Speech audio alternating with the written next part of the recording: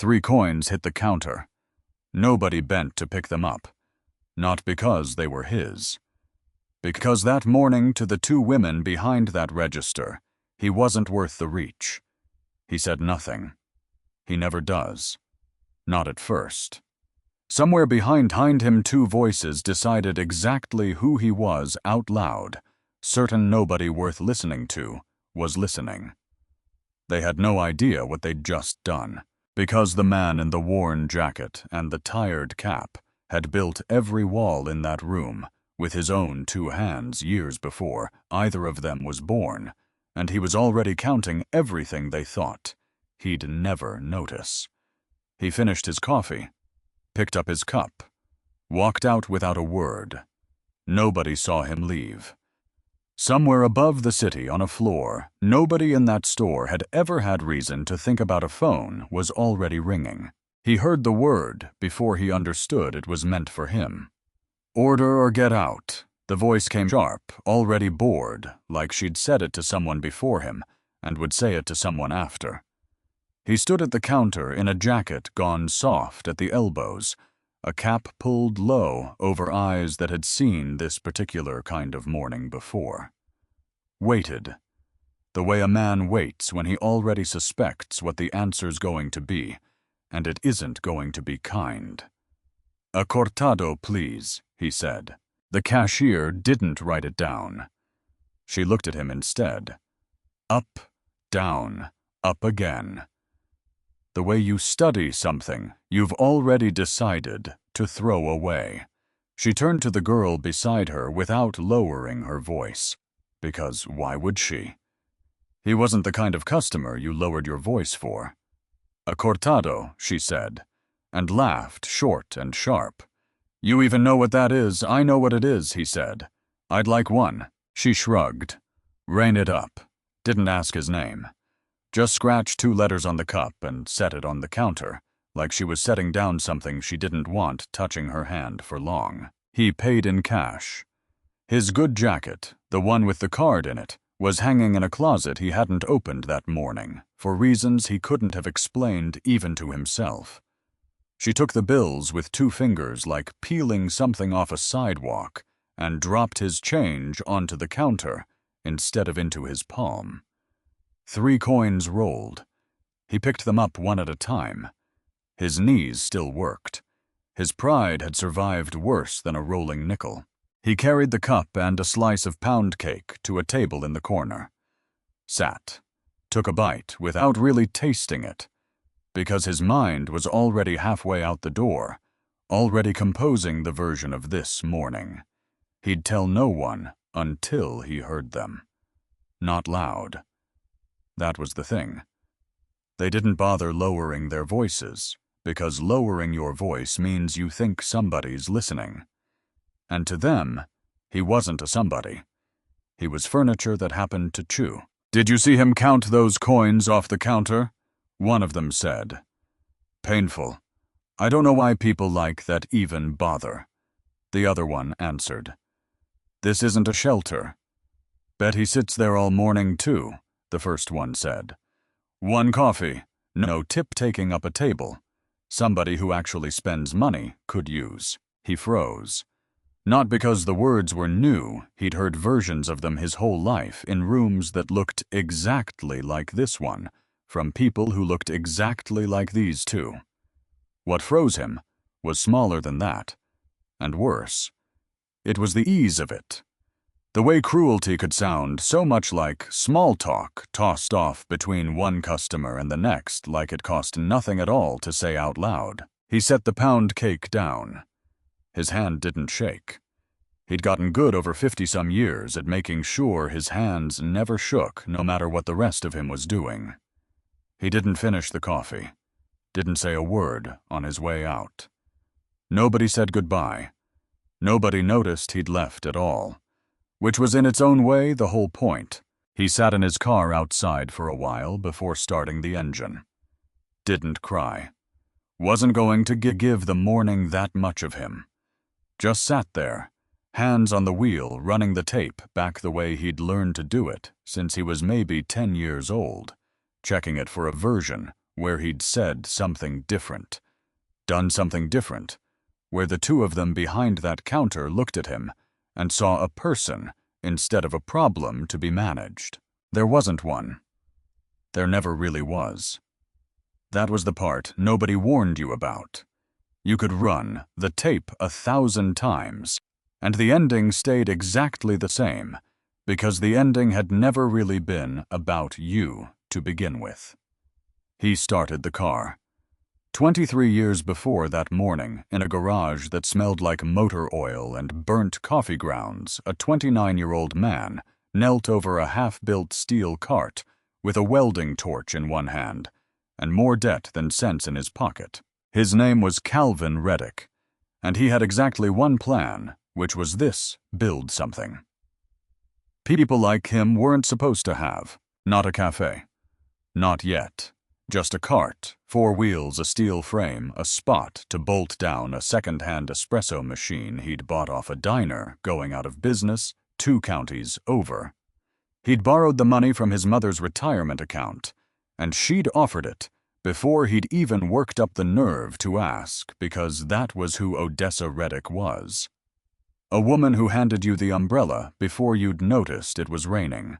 She stood in the garage doorway that night, arms crossed against the cold, watching her son burn his knuckles, trying to weld a straight line down a piece of steel that kept insisting on curving. The torch hissed. Outside, a dog barked twice and gave up. Odessa didn't leave the doorway. She never did, on nights like this, stood there in her housecoat, with a mug of something warm going cold in her hands. Like her standing there was its own kind of insurance policy. "If this doesn't work, Calvin." "It's going to work," he said. Too fast. The kind of fast that meant he wasn't sure either. She let it sit a moment. Then she said the thing he'd carry for the next 23 years. The thing that would end up on a wall, on a cup, on a promise he made to a whole city before he'd served his first customer. "Make sure it's for everybody, baby. Not just the ones who look easy to serve." I didn't understand it fully that night. He understood it later the way you understand most things your mother tells you, which is to say a little too late to thank her properly for it, because he was thinking, even as she said it, about a diner downtown, the one she used to take him to after church. Back when he was 7, 8, 9 years old, still small enough to swing his legs under the booth. The waitress always sat them near the kitchen door. Never once in all those Sunday mornings did anyone ask if they wanted the window instead. He never told his mother he'd noticed. Kids notice everything and say nothing, which might be the most exhausting part of being a kid. And there was the neighborhood itself to think about. Haverbrook, where he'd grown up, where his mother still lived, where nobody had ever bothered opening a coffee shop, because nobody with money thought the people there were worth the real estate. You could get gas station coffee. You could get a diner cup, weak and bitter, served fast, because nobody wanted you lingering. What you couldn't get was somewhere to sit, somewhere that wanted you to stay. So when he built that cart, and later a storefront, and later 39 more storefronts across 3 states, he put a promise on every single cup his company ever printed.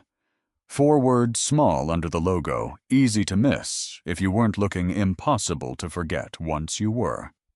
Everyone gets the window seat. He meant it as a mission statement. What he didn't know yet, what nobody knows at 29, kneeling in a garage with a torch in his hand, was that a mission statement is only as strong as the people you trust to carry it out once you're no longer standing in the room to enforce it. Present day. 52 years old, and Calvin Reddick ran a company that stretched across 3 states, 40 locations, deep, employing better than 600 people who worked shifts. He no longer worked in stores. He no longer walked into serving customers he no longer met. His office sat on the 14th floor of a glass building downtown with a skyline view and a couch nobody ever actually sat on. Behind his desk hung one photograph, framed, hung slightly crooked, faded soft at the edges. A cart, a garage, a younger man grinning like he'd just gotten away with something enormous. I hadn't touched an espresso machine in 3 years. Hadn't walked into one of his own stores as anything but a name on a letterhead. A signature on a lease. A face on the company newsletter twice a year. He told himself that was simply what growth looked like. 40 locations couldn't run on one man pulling shots behind a single counter. He believed that mostly. On good days, fully. On the kind of day this one was about to become, he'd find himself a lot less sure, turning the belief over like a stone he'd been carrying so long he'd stopped noticing the weight of it. Revenue was up. The board was pleased. 2 new locations were breaking ground by spring. Everyone kept telling him the company had never been healthier. Everyone, as it turned out, had not been asking the right questions. And neither if he was honest with himself in a way he rarely had time to be, had he. 2 days before any of this started, Calvin sat at his mother's kitchen table the way he did every single Sunday. No matter how many meetings it meant rescheduling, no matter how tired he was from a week that never seemed to end on Friday the way it was supposed to. The house was the same one she'd lived in for 30 years, small and warm. The kind of house where the furniture had earned its wear honestly. Greens on the stove. A radio murmuring low in the other room, tuned to a station that only ever seemed to play music older than Calvin was. He knocked once, before letting himself in, same as always, because some habits from childhood never do wear off, no matter how many glass buildings a man ends up owning. Odessa Reddick was 78 now. Small in a way that had nothing to do with weakness. Sharp in a way that had nothing to do with age. She still made greens the way she'd made them when he was a boy. Still set the table for 2, even though it had been just the 2 of them for longer than either liked to count. Still asked him the same question, almost word for word, every single week. "You eating enough out there in that glass building?" "I'm eating fine, Mama." She studied him the way she used to study his welding back in the garage, looking for the crooked line. Midway through dinner, she set her fork down, and something crossed her face. There and gone. Like a cloud passing over a porch light. "I stopped by your store the other day," she said. "The first one. Downtown." He looked up. "Yeah, how was it?" A pause. Just a beat too long to be nothing. "Ooh." "It's nothing," she said, and picked her fork back up like she was picking the subject back up too, setting it somewhere out of reach. "Never you mind me." He should have asked again. He would think about that later, how easy it would have been to simply ask again to put his own fork down. The way she'd put hers down, to actually look at her, instead of at the clock on her stove. But his phone buzzed with an email about the Ashford opening, and she was already talking about her neighbor's grandson and his new job. And the moment closed itself the way moments do when nobody bothers holding the door. He kissed her cheek on his way out. Told her he loved her because he did more than the glass building, or the 40 locations, or any of it. Drove home without thinking about the pause again. Not once, the whole rest of that night. He would think about almost nothing else 2 days later. Tuesday morning, his assistant, Nora Vance, walked into his office without knocking, which was how he knew, before she said a single word, that whatever this was, it was serious. Nora didn't skip the knock for small things. She set a folder on his desk. Thick, manila. The kind of folder that seemed to carry an opinion before you'd even opened the cover. "You need to read these," she said. "Today. What is it 31 reviews? For the flagship. The last 6 months." He almost laughed. Reviews. In 23 years, he'd trained himself to let bad reviews roll past him like weather. People complained about foam, about wait times, about the price of oat milk going up 11 cents. It came with the territory of putting your name on a cup. He opened the folder anyway, because Nora's face wasn't the face of a woman who'd walked in over foam. The first review was 2 sentences long. He read it twice before it fully landed. The cashiers looked at me like I was trespassing in my own city. I'm 58 years old. I will never go back. He turned the page. Another. Then another. 31 of them. And by the 8th, something had already started closing a slow hand around his chest. Not the coffee. Not the prices. The staff. The same words surfacing again and again across strangers who had never met each other, who had no reason to compare notes, who somehow all landed on the same handful of words anyway. Unwelcome. Ignored. Humiliated. He read on. A woman who said she'd left her coffee on the table untouched because she didn't want it anymore. A man who wrote that he'd been a regular for 6 years and would never set foot inside again. Small stories unconnected, except they weren't unconnected at all. They were the same story told 31 different ways by 31 people who had never met. He pulled up the internal dashboard. Customer satisfaction ranked across all 40 locations. The flagship. His flagship. The store he'd built with his own 2 hands, and his mother's retirement money, the one with the crooked cursive on the wall that said everyone gets the window seat. Dead last. He picked up the phone and called the store manager. A man named Roland Pierce, 2 years into the job, competent enough on paper, the kind of hire who looks good in an interview and better in a spreadsheet. Roland, he said. I'm looking at the customer feedback for your store. Walk me through it. Roland's voice came back smooth, almost rehearsed. The voice of a man who'd guessed a call like this might be coming, and had used the time since to prepare for it, rather than fix anything. Mr. Reddick. With respect, people leave bad reviews when they don't get a free refill. It's noise. My team's solid. We're hitting every target we've been given. You're dead last in the company. On satisfaction, Roland. Sir, satisfaction's subjective. Can't really control how people feel. Calvin held the phone a little tighter than he meant to. I hear you, he said. Appreciate your time. He hung up.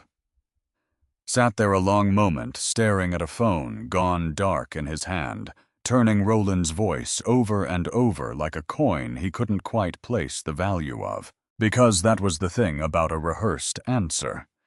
It only comes out that smooth if you already knew ahead of time exactly what question was coming. Which meant Roland had seen this folder, or something close to it before today. Which meant Roland had known, maybe for months, and had decided every single one of those mornings that the easier thing was to say nothing at all. Here's what Roland didn't know. What nobody in that building knew. Not Nora, not the board, not one person on the 14th floor. That same morning, before the folder, before Roland's careful, rehearsed voice, before any of it, Calvin had already been standing inside that very store. Not as the founder, not as a name on a letterhead. He'd been driving past on his way downtown, some old habit pulling him toward the block where his whole life had actually started, and he'd stopped in on a whim, the kind of whim that visits a man more and more as he gets older. Some quiet pull toward the version of himself he used to be. He hadn't worn a disguise. He wanted to be clear with himself about that part, later turning it over and over. He hadn't needed one. A soft jacket, a cap pulled low, a tired face on a Tuesday morning. That had been enough to make him a stranger in the very place that carried his mother's promise on every cup it ever printed. How was the one who'd ordered the cortado? The one who'd been laughed at before he finished asking for it? The one who'd picked 3 coins off a counter one at a time because nobody behind that register had thought his open hand was worth using? He was the one who'd frozen mid-bite hearing 2 of his own employees decide out loud, easily, like it cost them nothing that he didn't belong in a store with his own mother's words painted on the wall behind them. Everyone gets the window seat. He'd written those words himself. Meant every one of them.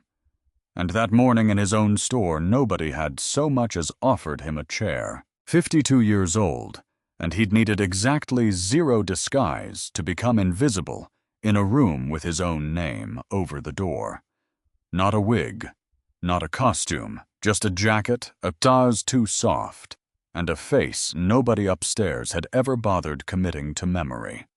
Which told him something he didn't especially want to know, that whatever was broken in that store wasn't hiding. It was standing right out in the open, waiting for somebody with the right kind of eyes to actually look. He sat in his office a long time after the call. With Roland ended the folder open in front of him, 31 strangers' worth of pain laid out in black and white, and one more page that existed nowhere on paper, because some things you don't write down. You just carry them. He thought about his mother. I stopped by your store the other day. It's nothing. Never you mind me. It wasn't nothing. He picked up the phone again. Not to call Roland back. Terrence, he said when his VP of Operations answered on the second ring. Clear my calendar. All of it. That's the acquisitions call. Thursday, Terrence said. The investors are all ready. All of it, Calvin said, again. I need to go back in. Back into the flagship, not as the founder. A pause on the line. Long enough that Calvin could hear the exact moment Terrence understood. You want to go in as nobody, Terrence said slowly. I already did. This morning. Calvin looked at the photograph on the wall. The cart, the garage, the boy. He used to be grinning like he'd gotten away with something. Nobody even looked up. Terrence didn't argue, because most men in his position would have brought up optics or liability or the acquisitions call, or all 3 stacked up like sandbags against a flood that hadn't even started rising yet. Terrence just listened, which after the morning, Calvin had felt like the first honest thing anybody had given him in hours. I'll need a cover, Calvin said. A name in the system.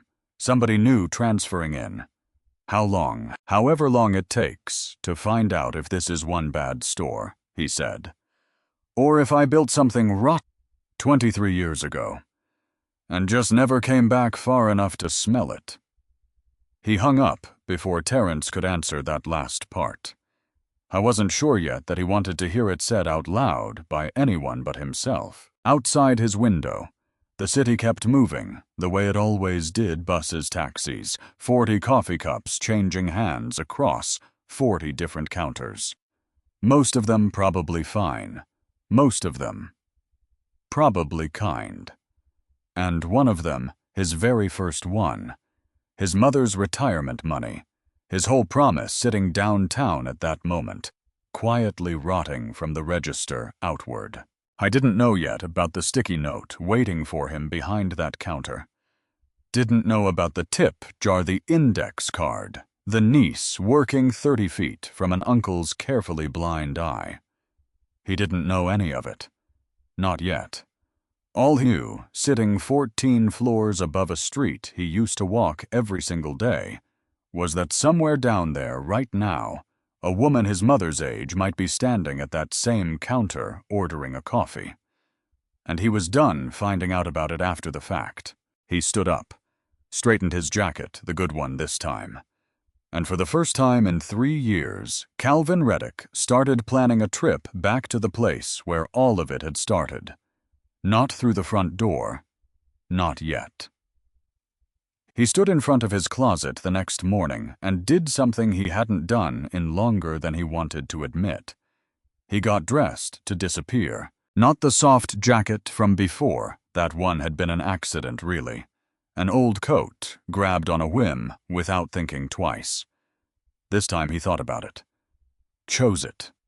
A gray jacket thinning at the collar, the kind that had been fashionable maybe a decade ago, and had long since aged out of caring whether it still was.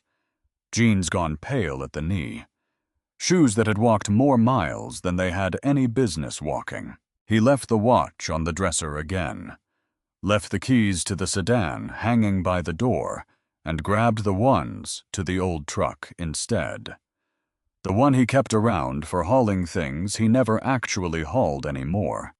Because if Tuesday had been an accident today, needed to be a test, which meant it needed rules.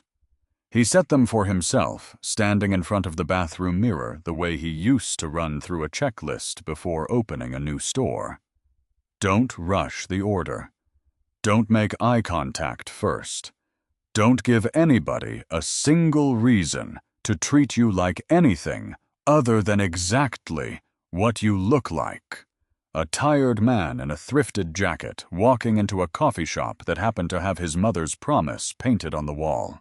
He almost laughed at himself. 52 years old, and here he was coaching himself through how to be ignored properly. Except it wasn't funny. Not really. It just felt easier to make it funny than to sit with what it actually was. He almost called Terrence to tell him to forget it. Stood there with his thumb over the number for a good 10 seconds. Already rehearsing the reasonable version of backing out one bad morning doesn't mean a whole company's broken. Terrence, let's not overreact off one folder of internet strangers. Except it wasn't internet strangers anymore. It hadn't been not really since the moment he'd stood at that counter himself and understood exactly what those 31 people had been describing. Make sure it's for everybody. Baby, not just the ones who look easy to serve. 23 years old, his mother's voice, and it had never once needed updating. He put the phone down, grabbed the truck keys instead. The drive took 18 minutes. He counted them because counting was easier than thinking about what he might find when he got there. The flagship looked the same from outside as it always had brick glass. His own name. Nowhere on it. Just the company's, which was somehow both the point and the problem. A wooden box sat bolted to the wall by the entrance. We'd love to hear from you, stenciled across the front in cheerful lettering. A slot cut into the top, just wide enough for a folded card. He'd approved that box himself years ago. Hadn't thought about it since. He pushed the door open. The bell above it rang bright and small, the kind of sound that was supposed to mean welcome, and today meant nothing at all, because not one person behind the counter looked up. 2 women stood behind the register. One wiped down the espresso machine in slow circles that weren't really cleaning anything, just occupying her hands. The other scrolled her phone thumb, moving fast, eyes fixed on the small, bright rectangle, like it owed her something. He walked to the counter. Stood there. 5 seconds. 10, 15. A couple came in behind him, younger, dressed like they'd stepped out of a catalog for people who jogged on purpose. The one with the phone looked up instantly, her whole face rearranging itself into something warm and practiced. Hey, welcome in. What can I get started for you? She took their order around him. Not past him, around him, the way you'd navigate a chair somebody had left, pulled out too far from a table. I wasn't in the way, exactly. He simply wasn't there.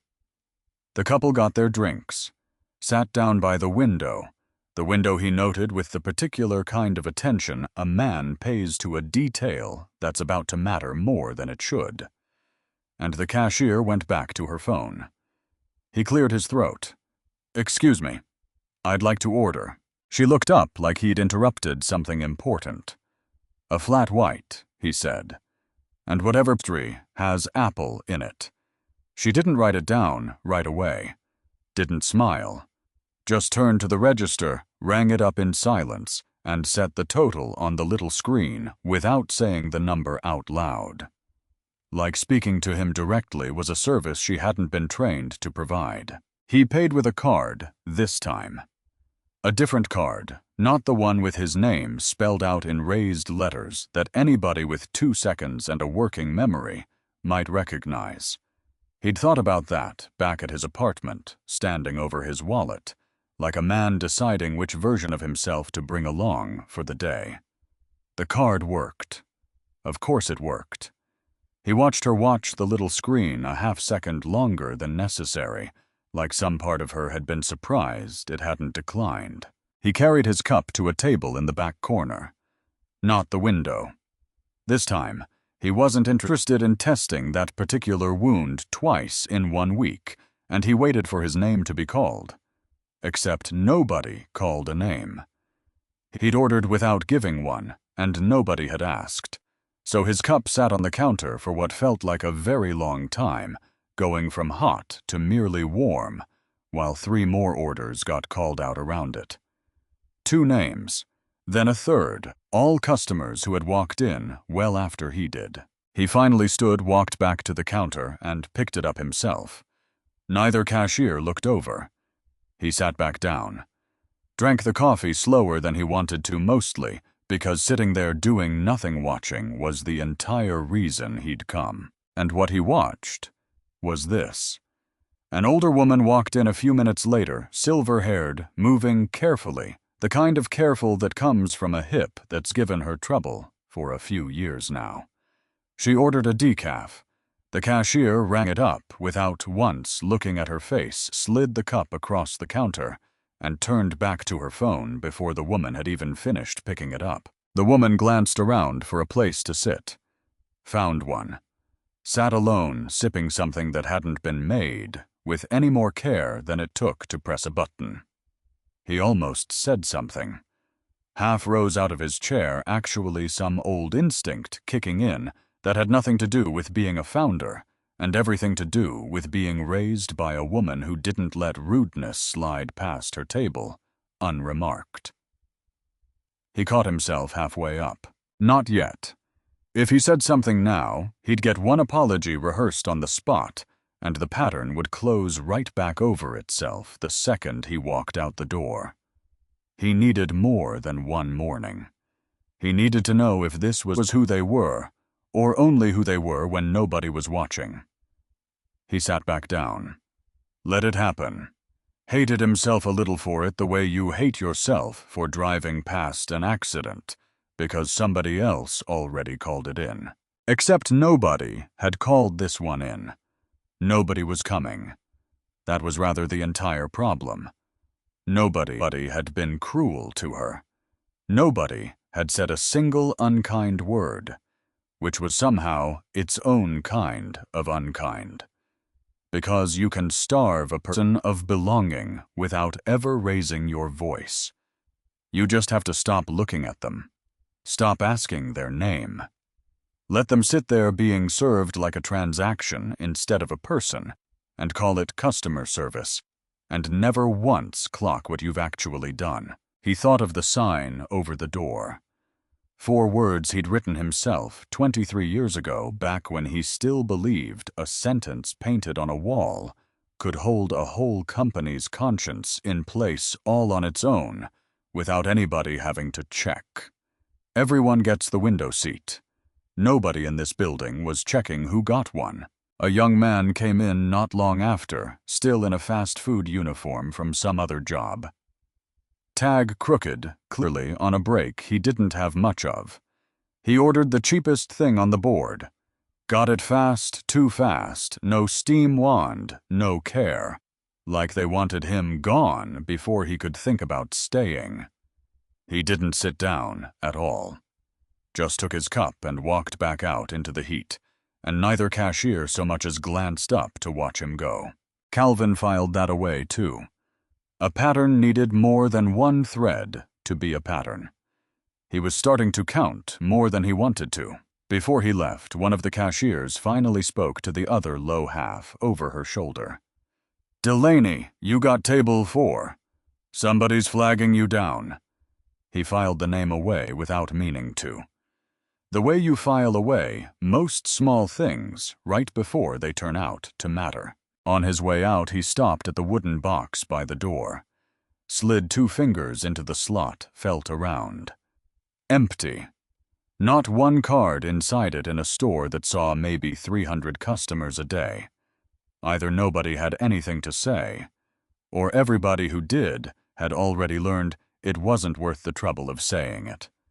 He sat in the truck a minute before starting it, running back through the last hour, like a man checking his pockets for something he was afraid he'd dropped. Because none of it had been loud. That was what kept catching him. No slurs, no raised voices, nothing he could point to on a recording and say, "There, that's the moment. Fire her for that." Just 100 small withholdings stacked one on top of the other until a person disappeared entirely inside them. A name never asked. A cup left to go cold on the counter. A window seat that stayed empty on purpose, like the store itself had decided who got to enjoy the view, which was almost worse in its way than something you could point to.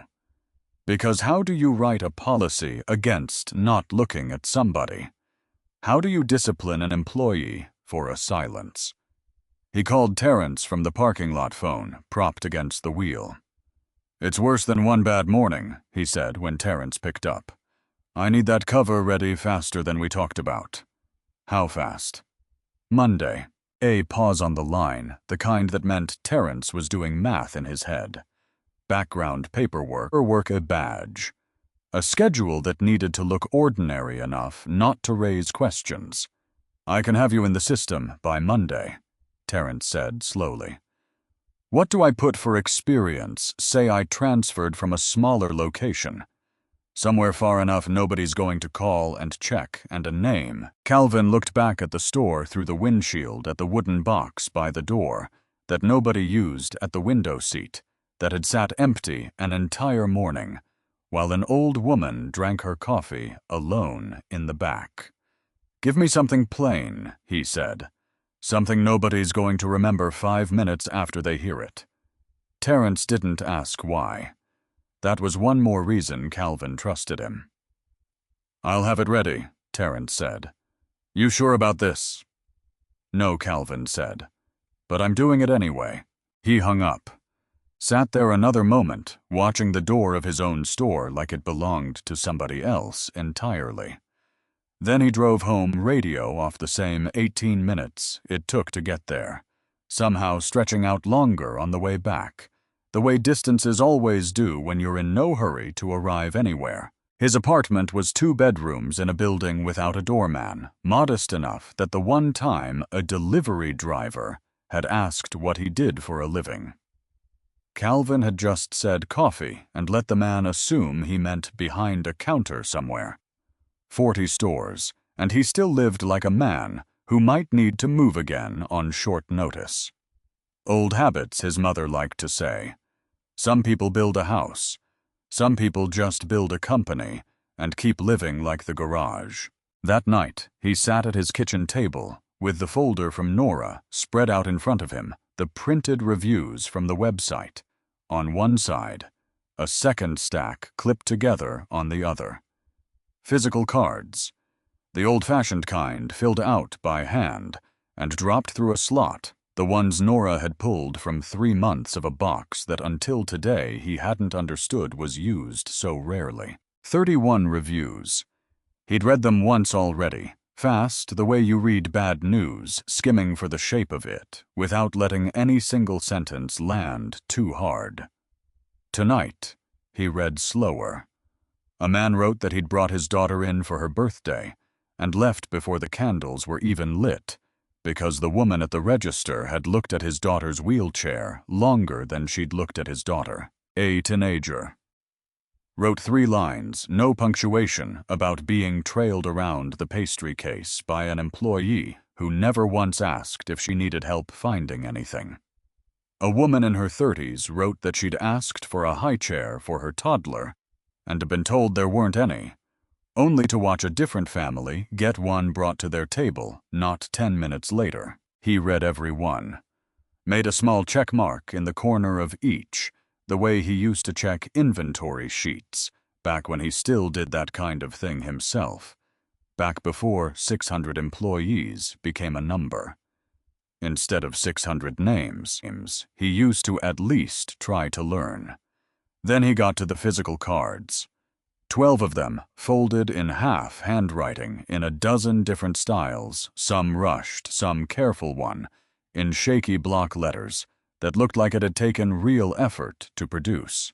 The first was 3 sentences about a wrong order never corrected.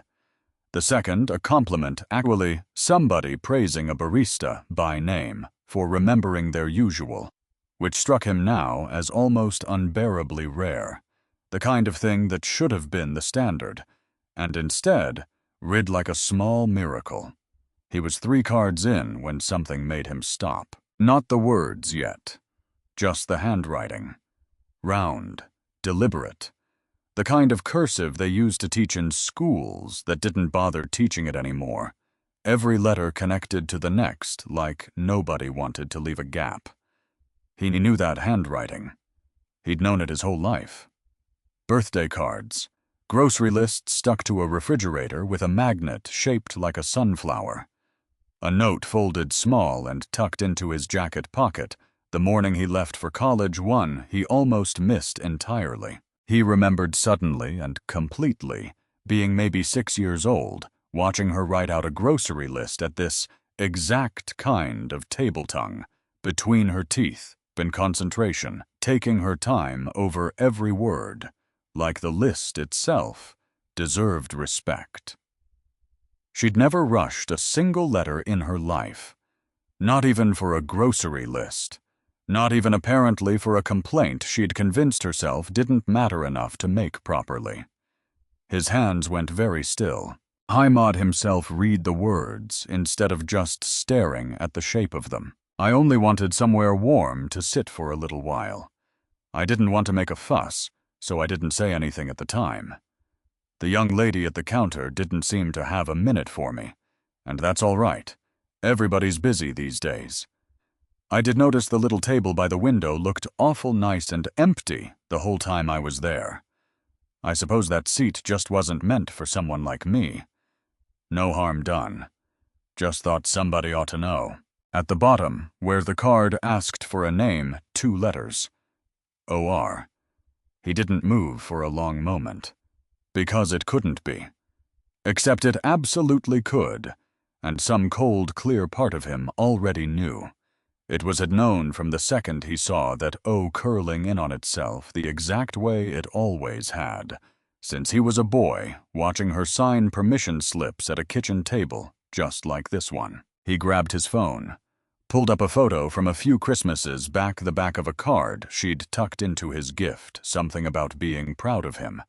Something he'd read once, fast, and filed away, without ever really looking at how she made her letters. He held the photo up next to the card. Same O, same careful little hook on the R, like she couldn't quite bring herself to lift the pen until she was sure the letter had finished properly. His stomach dropped the way it used to when he was young, and missed a step going down the stairs in the dark that half-second of nothing under your foot before you understand exactly how far you're about to fall. He read the card again. I didn't want to make a fuss.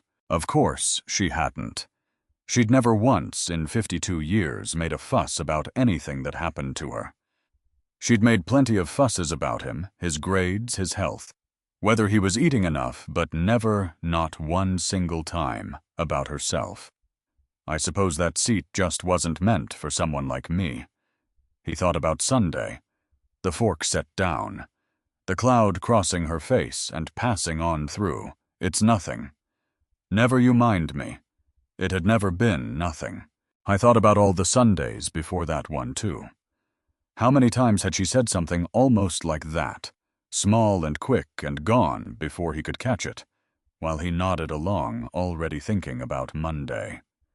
He'd sat across the table from her, close enough to reach out and take her hand, and he'd let his phone buzz him right past the one moment that actually mattered. He picked up his phone to call her.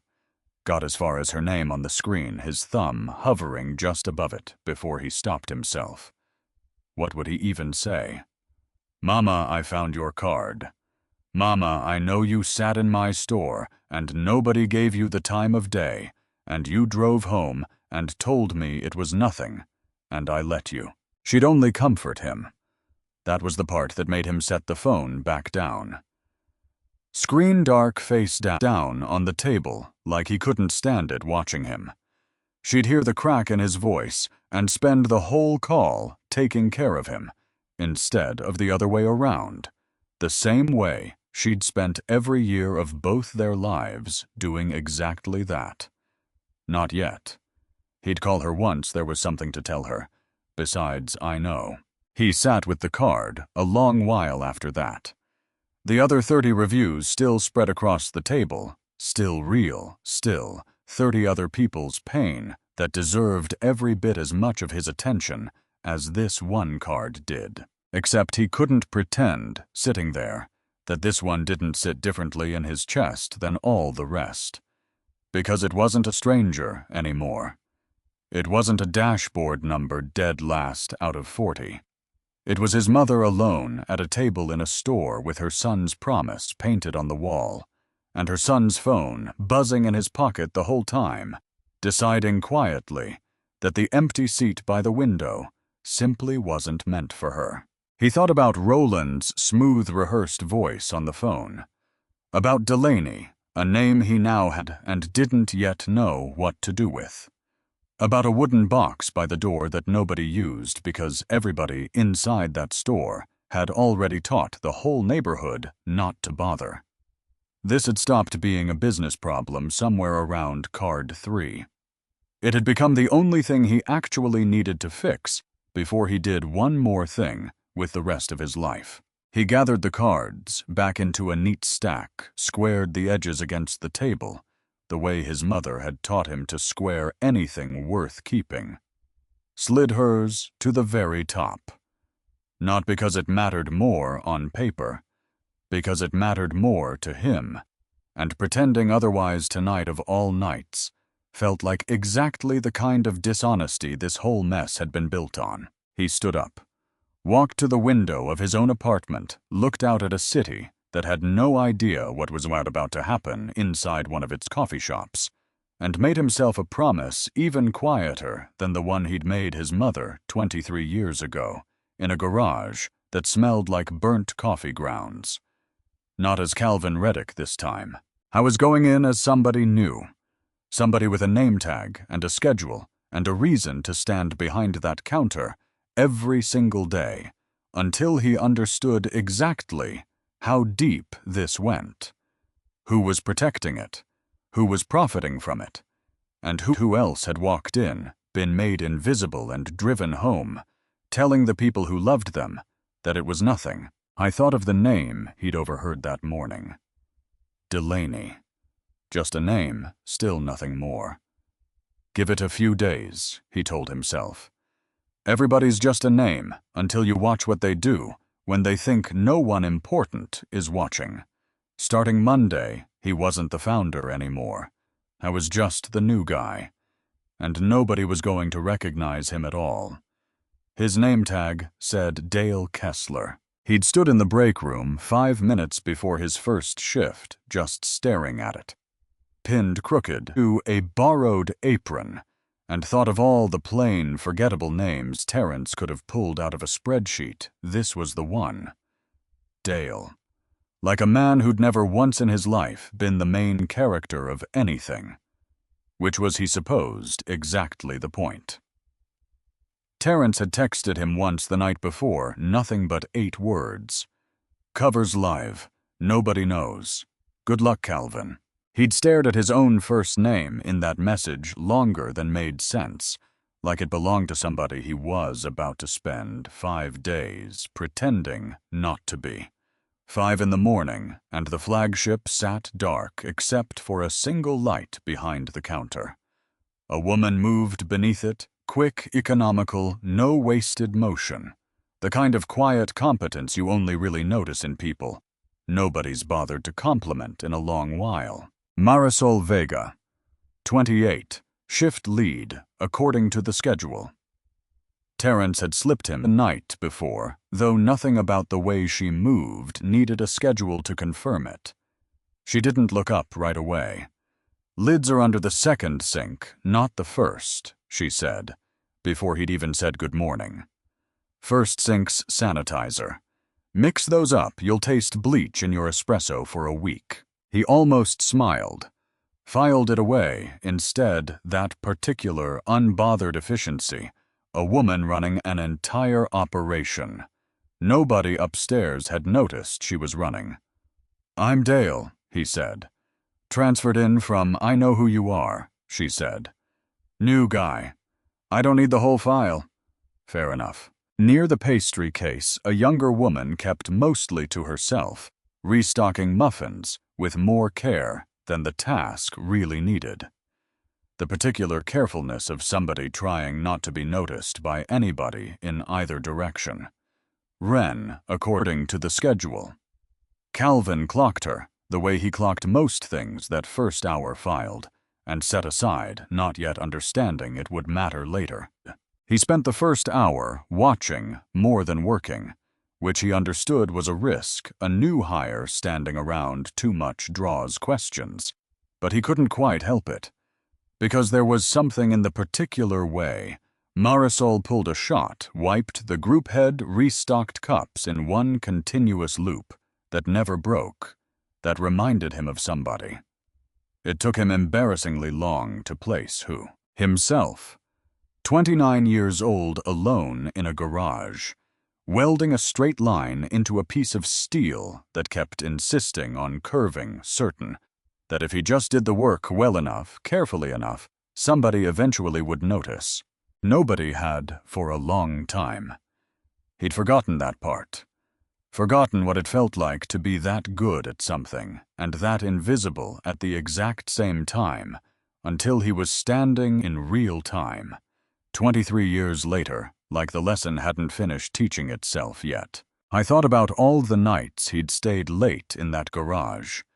Certain each version of the cart was almost right, certain the next weld would be the one that held. Nobody had walked in to tell him he was good at it. He'd had to decide that for himself over and over in an empty garage long before anyone else agreed. At 6:45, the bell rang, and an older man walked in. Tall, moving, slow, and deliberate, a wool coat, too heavy for the season, draped over one arm, like he'd carried it out of habit more than necessity. Marisol's whole face changed. "Otis," she said. "Oat milk cortado extra warm." "You remember?" he said, like she'd handed him something he'd misplaced years ago and given up looking for. "Every day for 3 years, Dale," she said, not even looking over. "Sit down, Otis. I'll bring it to you." She carried it to his table with both hands, the way you'd carry something you didn't want to risk spilling.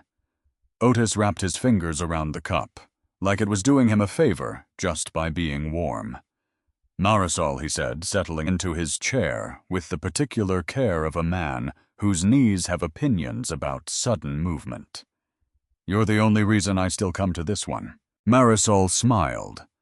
It didn't quite reach her eyes the way a smile doesn't when you've learned to keep something back, even from the good moments. Calvin Dale still. Dale, he had to keep reminding himself, filed that too. A woman that, at her job, that gentle with an old man's dignity, smiling with only half of herself. Before he left, Otis paused at the door and looked back at the room like he was taking inventory of it. "This is about the only place left around here that still feels like it's for the neighborhood," he said to no one in particular. Maybe to Calvin, maybe just to the room. Most places changed hands or closed up years back. I keep coming because somebody ought to remember what it used to feel like walking in somewhere and having a person actually glad to see you. He tipped a hat he wasn't wearing, an old habit, surviving the object it used to belong to, and walked out into a morning that hadn't decided yet whether it wanted to be warm. At 10, the shift changed, and the whole store seemed to tighten, like somebody had turned an invisible dial. Delaney Frost walked in first. Paige Donovan, a step behind her, already scrolling her phone before she'd even clocked in. Marisol went quiet, the way she hadn't been quiet all morning.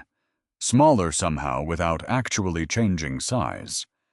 Wren near the pastry case drifted a half step further from the register than the job really called for. "Did you pre-log the oat milk?" Delaney asked. Not a greeting. A demand, dressed up as one. "It's done," Marisol said. "It better be."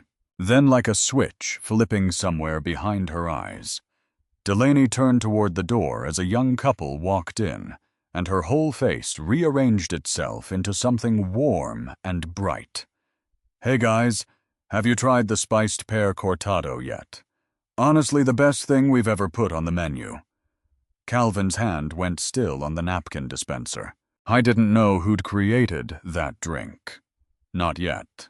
But something about the way Delaney said it, like it belonged to the store, to the brand, to nobody in particular, started a small, cold thought forming somewhere in the back of his mind.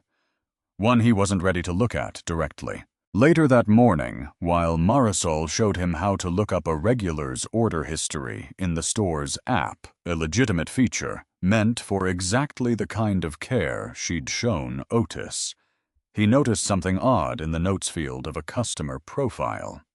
A single word, typed in capital letters. Standard. "What's that mean?" he asked. Standard. Marisol's jaw tightened just slightly, just for a second. "Means don't go out of your way," she said. "Basic order, basic service, nothing extra." She didn't elaborate. Didn't need to.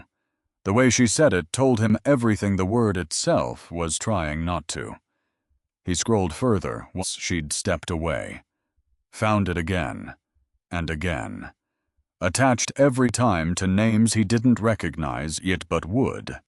A pattern dressed up as a customer service shortcut hiding in plain sight inside software he'd personally approved the budget for 2 years ago.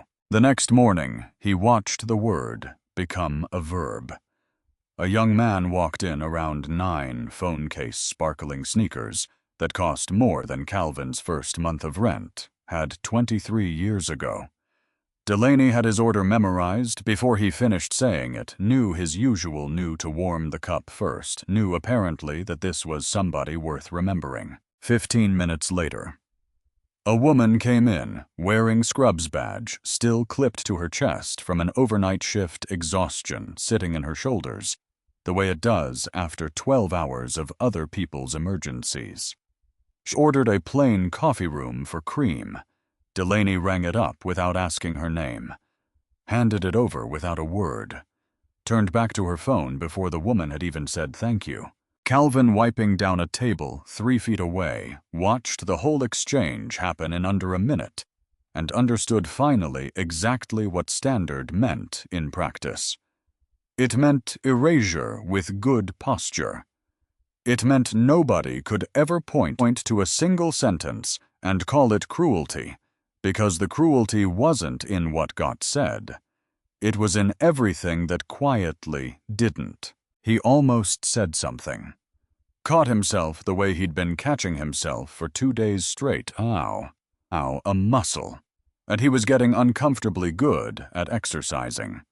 Not yet, he told himself, the same 2 words becoming something close to a mantra.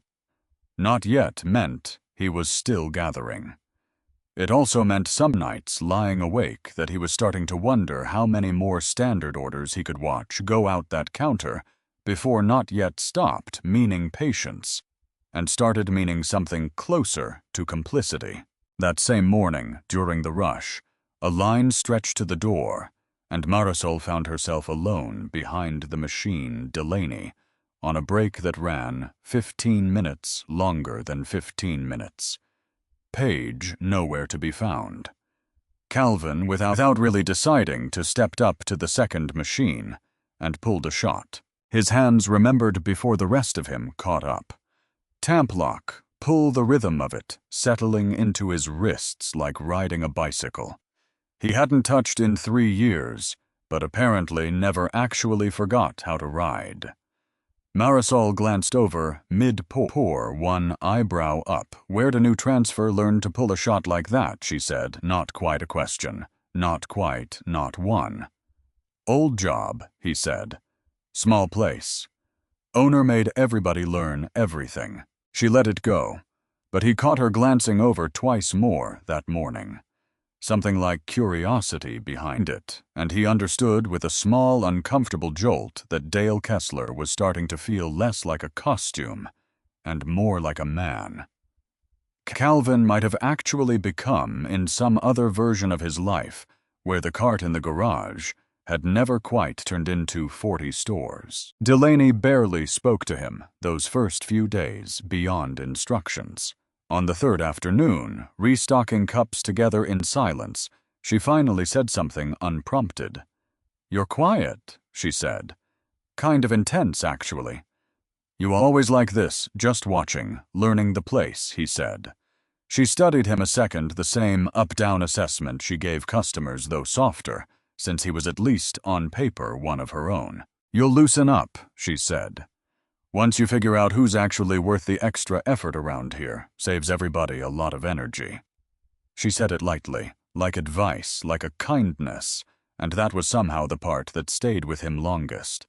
Not that she believed it, but that she'd said it out loud to a total stranger 3 days into his employment, as casually as she might have mentioned where the mop bucket lived. That afternoon, during the 10-minute break, nobody ever really took the full 10 minutes of Marisol sat across from him and pulled a small spiral notebook from her apron pocket, flipping through it, while she ate a granola bar, standing up out of habit, like sitting still for a full meal, was a luxury she'd stopped budgeting for.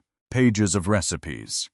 Seasonal drinks, pastry pairings, tiny handwritten notes crowding the margins. Needs more cinnamon. Try with brown sugar syrup instead. Too sweet. Cut the simple syrup by a third. "What's all that?" he asked, already half knowing, already dreading the answer a little. "Just stuff I mess with," she said. "On my own time.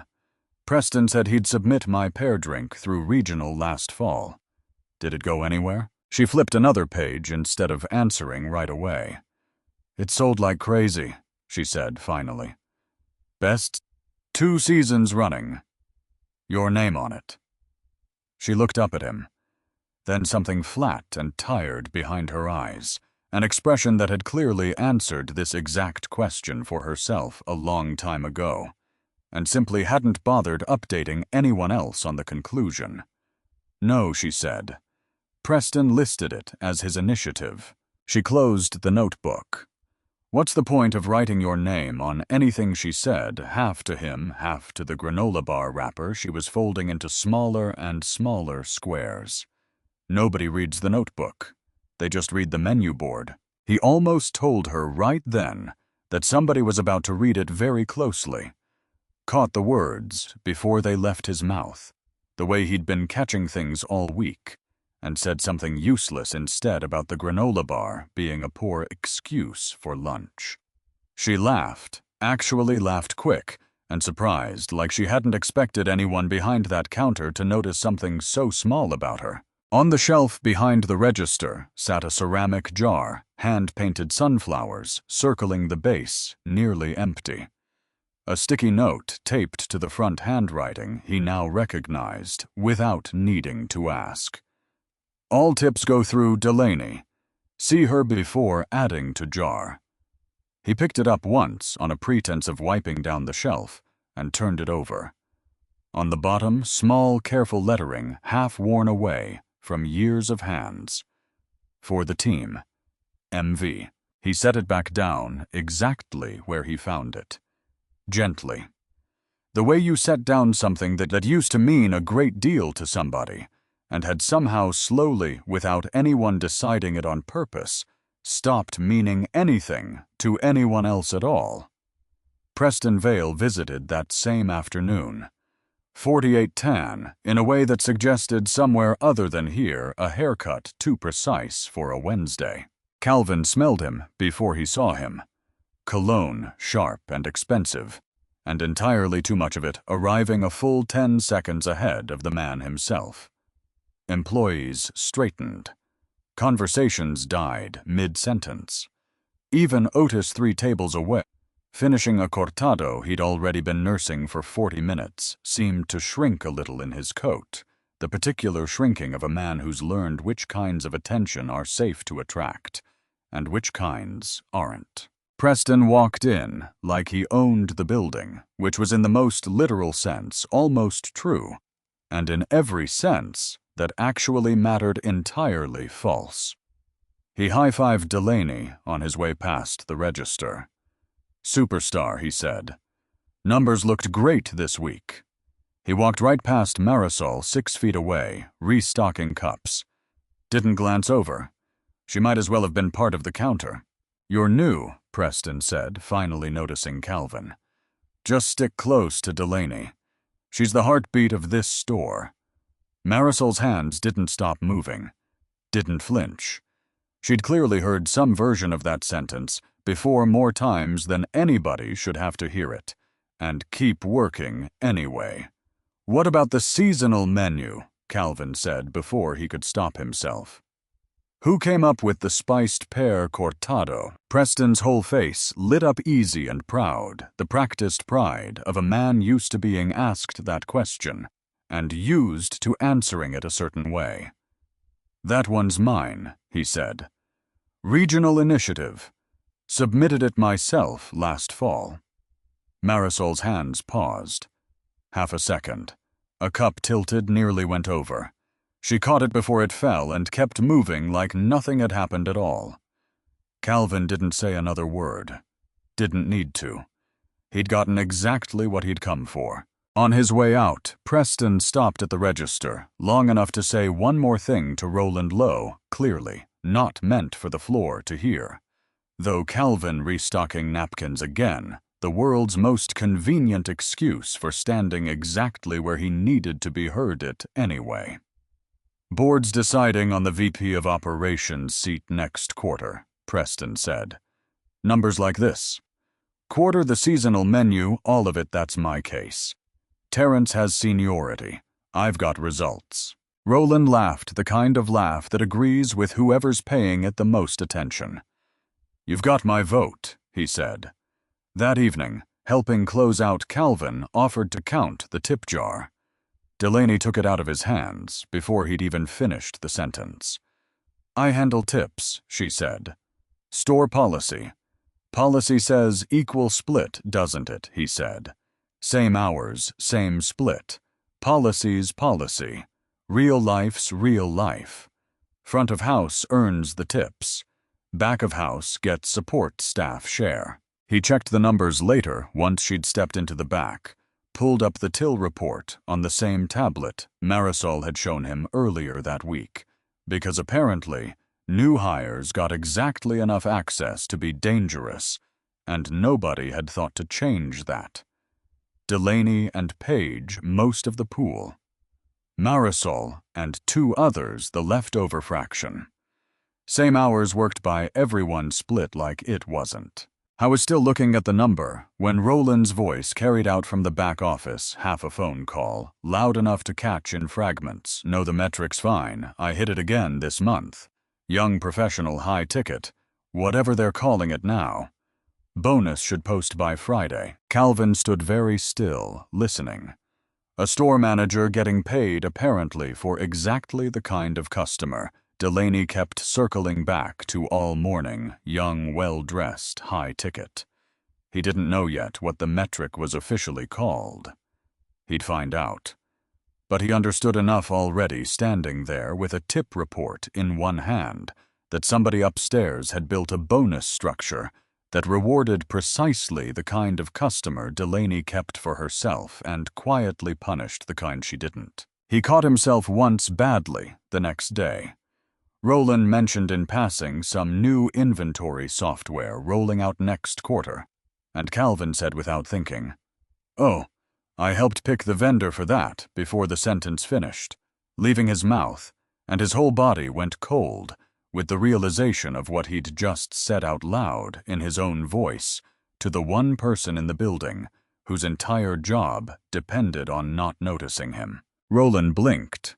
"Must have heard about it from the last store," he said, already moving on, already uninterested, and Calvin exhaled slow enough that he hoped it looked like breathing and not like relief. He was more careful after that.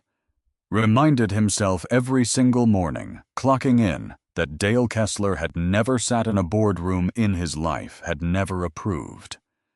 A vendor had never done anything except transfer in from somewhere. Nobody was going to bother calling to check. A delivery driver came through the back that same afternoon with the weekly bean order clipboard in hand and did a double take at Calvin restocking the walk-in. "You look familiar," he said, squinting.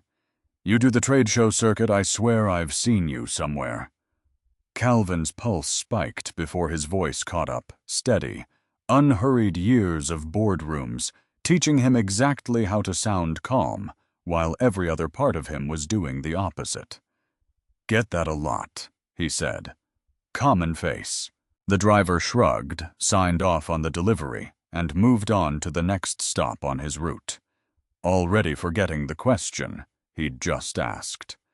Calvin stood there another moment, hands still on a box of coffee beans, feeling his own heartbeat in his ears, like something trying to get out. Nora texted him once midweek. "Everything okay?" "Terrence says you've gone quiet." He typed back 3 words. "Getting there. Later." Then put the phone away and went back to wiping down a counter that didn't especially need wiping, because it gave his hands something honest to do, while the rest of him kept turning over everything he'd already found. By the 5th morning, he stopped waiting for his shift to start and simply came in at 4 instead. The back office was barely large enough for a desk, a filing cabinet, and a printer that looked like it had been serving this store since it opened. The chair squeaked when he sat in it. He didn't turn on the overhead light, just the desk lamp low, casting more shadow than glow, which felt about right for what he was about to do. I thought for a moment about how strange this was a man who'd once stood in front of investors explaining 5-year growth projections, now hunched over a second-hand laptop before sunrise, hoping nobody noticed the light under a door that wasn't supposed to have anyone behind it. 23 years, and here he was again, alone before dawn, doing the unglamorous part nobody else was willing to do.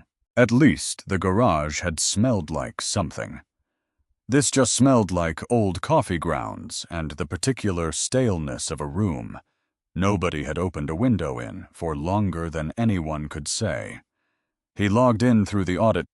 Terrence had set up routine systems, check invisible to anyone not specifically looking for it, though invisible was a word Calvin was starting to understand, meant something different depending on which side of the counter you stood on. He started with the tip records. 12 months logged automatically through the till.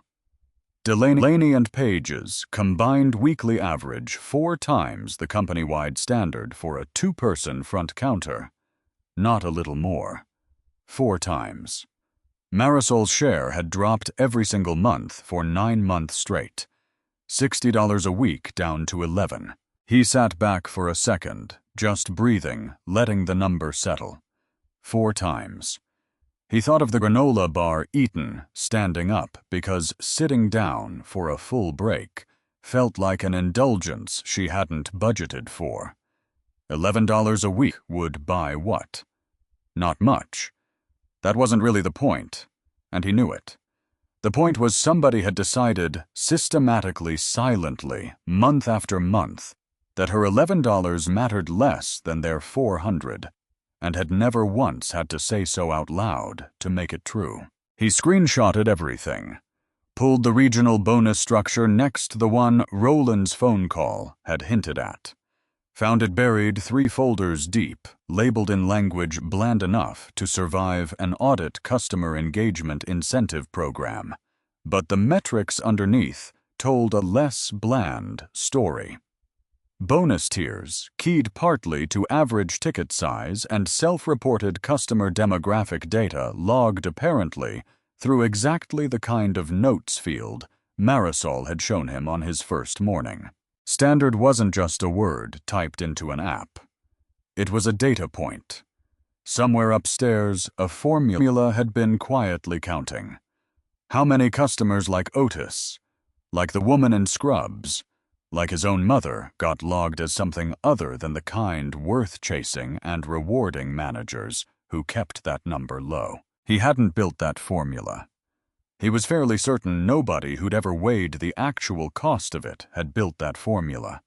Either it had probably started as something reasonable, a way to track a marketing campaign, and mutated unsupervised into this.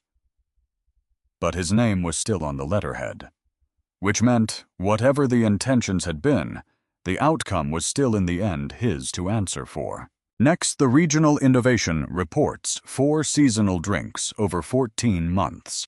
Everyone credited to Preston Vale as originator.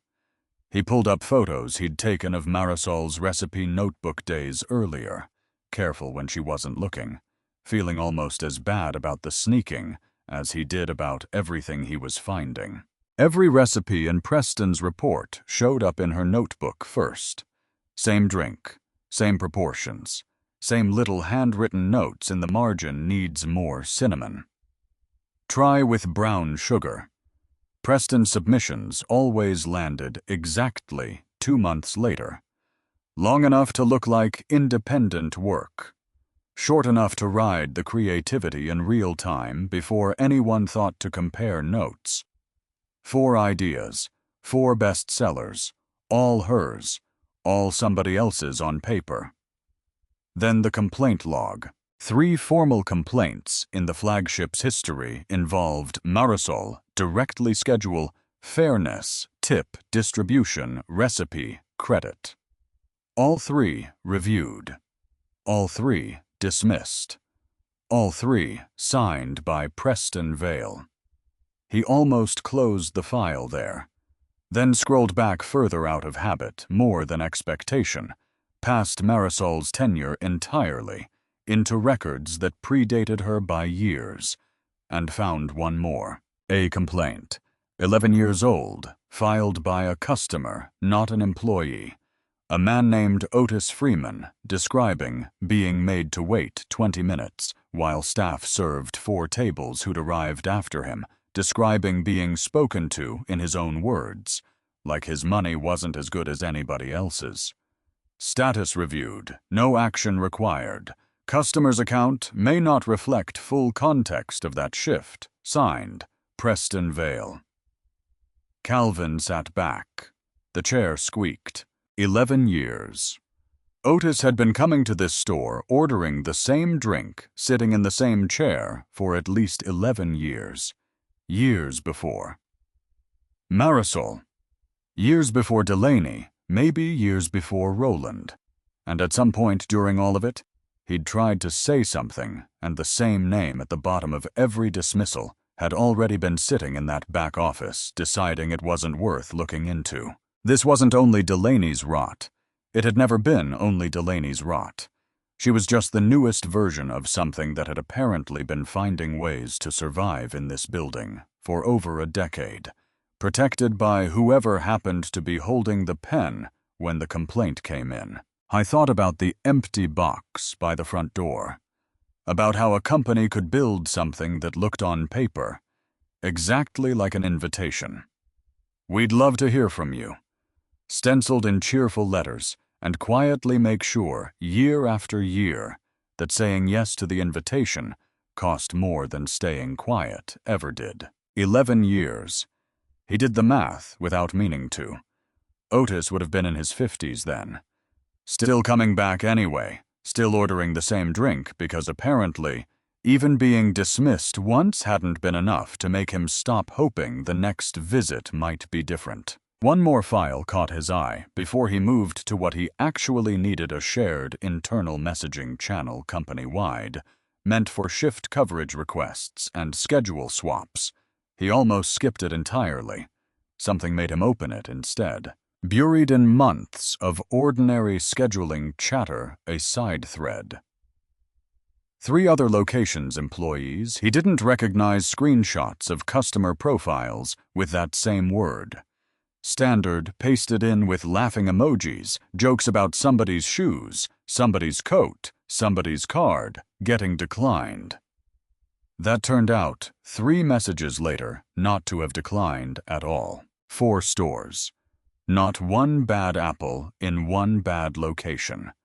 A whole quiet current running underneath the company he'd spent 23 years building, and he'd found it completely by accident, scrolling through a group chat meant for shift swaps.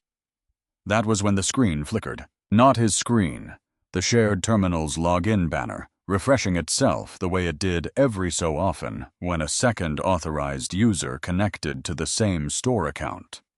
A name populated at the top corner, small, easy to miss if he hadn't been staring at that exact corner of the screen for the last 40 minutes. Roland Pierce, active session.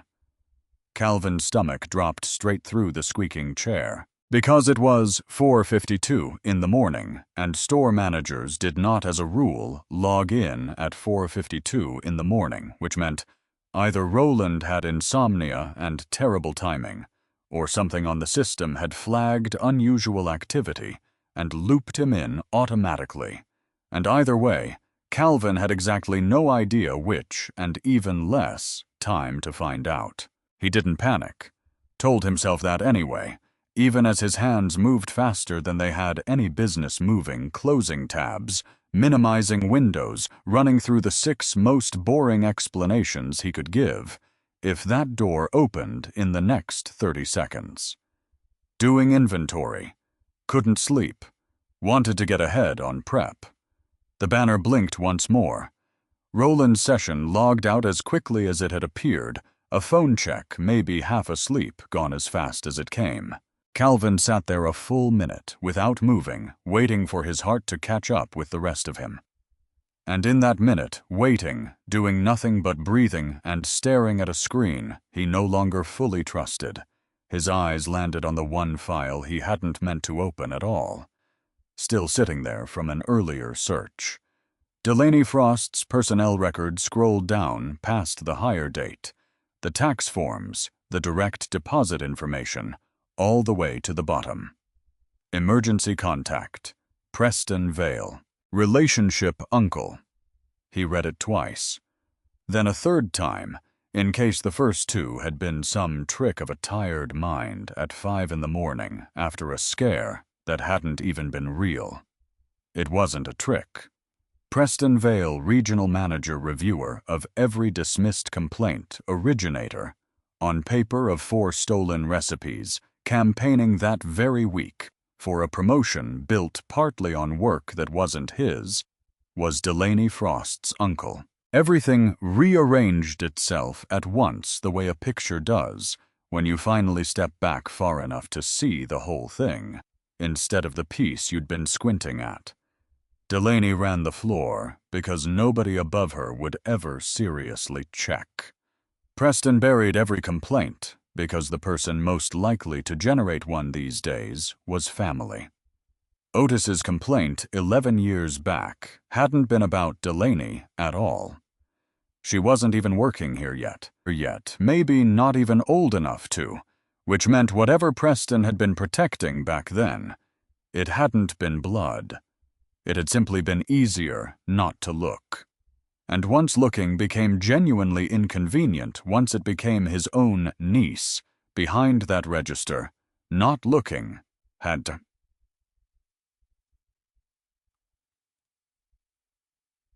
A closed loop.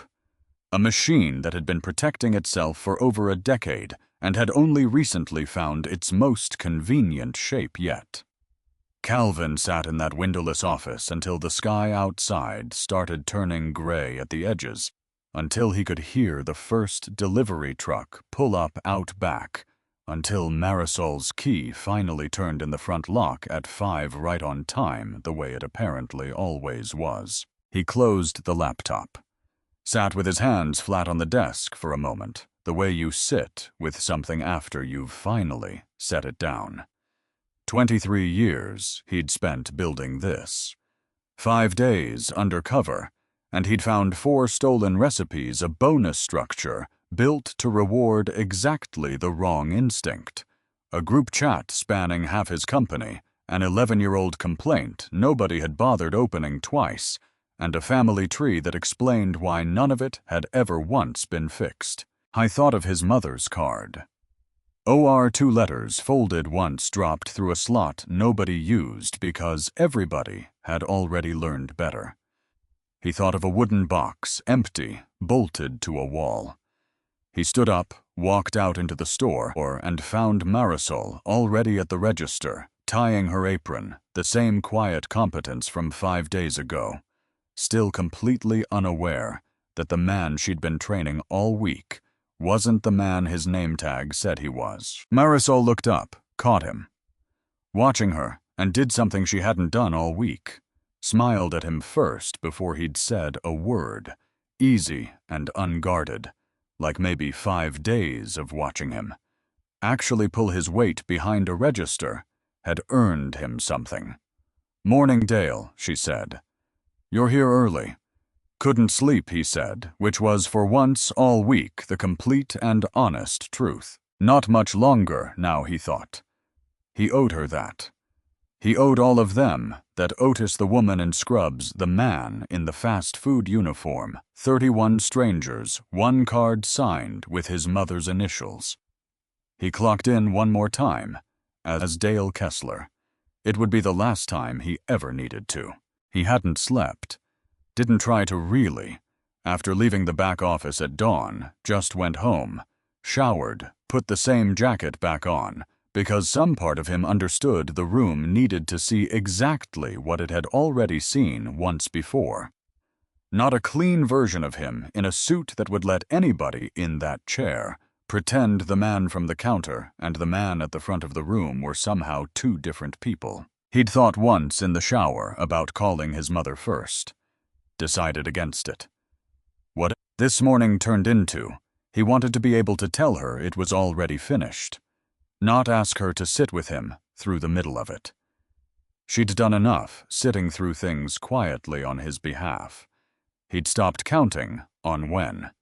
Friday morning, 8 o'clock, and the flagship was closed to customers for the first time anyone working there could remember. 14 folding chairs arranged in uneven rows inside a windowless back room that usually held nothing but inventory and a mop sink. Fluorescent light buzzing overhead, the kind that made everyone look a little more tired than they actually were. The faint hiss of the espresso machine bleeding through the wall from the empty floor outside, like the store itself hadn't quite gotten the message that today wasn't a normal day.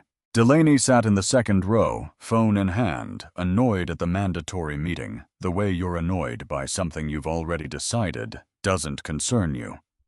Paige, beside her chewing gum, whispering something that made Delaney smirk. Preston sat up, front legs, crossed arm, draped across the empty chair beside him. Cologne arriving in the room roughly 10 seconds before he had. The posture of a man who assumed correctly most mornings that he was the most important person in whatever room he happened to occupy. Roland stood near the door rather than sitting arms crossed, trying without much success to look like he was running the meeting, rather than waiting to find out what it was about. He'd been the one to unlock the store at 7, confused when corporate told him to keep it closed.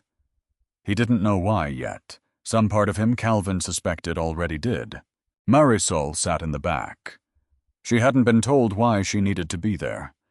4 years of this company had taught her not to expect much of an explanation when one eventually came. Near the back, a few seats from Marisol sat Ren Castillo, 21 quiet, the same careful restocking she'd brought to the pastry case all week, still keeping a little apart from everyone. She kept glancing at her phone and putting it face down again, like she was checking something she hadn't decided yet whether to act on. The rest of the room filled in around them. 9 other employees Calvin had come to know a little over 5 days, some kinder than others, most simply going through the motions of a job that paid.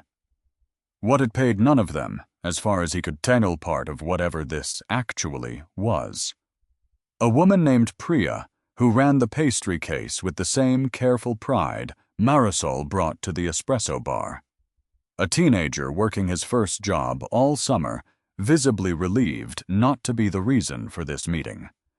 People who'd shown up, done their shifts, and never once thought to ask why one corner of the store always felt colder than the rest. Somebody had propped the back door open for air since the room had no windows, and the morning outside was already warming toward something humid. A faint smell of yesterday's pastries hung over everything. Sweet gone, a little sour. The smell of a bakery case that had sat overnight. Nobody spoke much. A few people checked phones. One woman knitted needles clicking soft and steady, like she'd decided whatever this meeting turned out to be, she wasn't going to let it cost her more than the hour it was already costing. At 8:02, the door opened. Calvin walked in. Not in a suit, the same worn jacket, the same tired cap, the same scuffed shoes from 5 days behind that counter.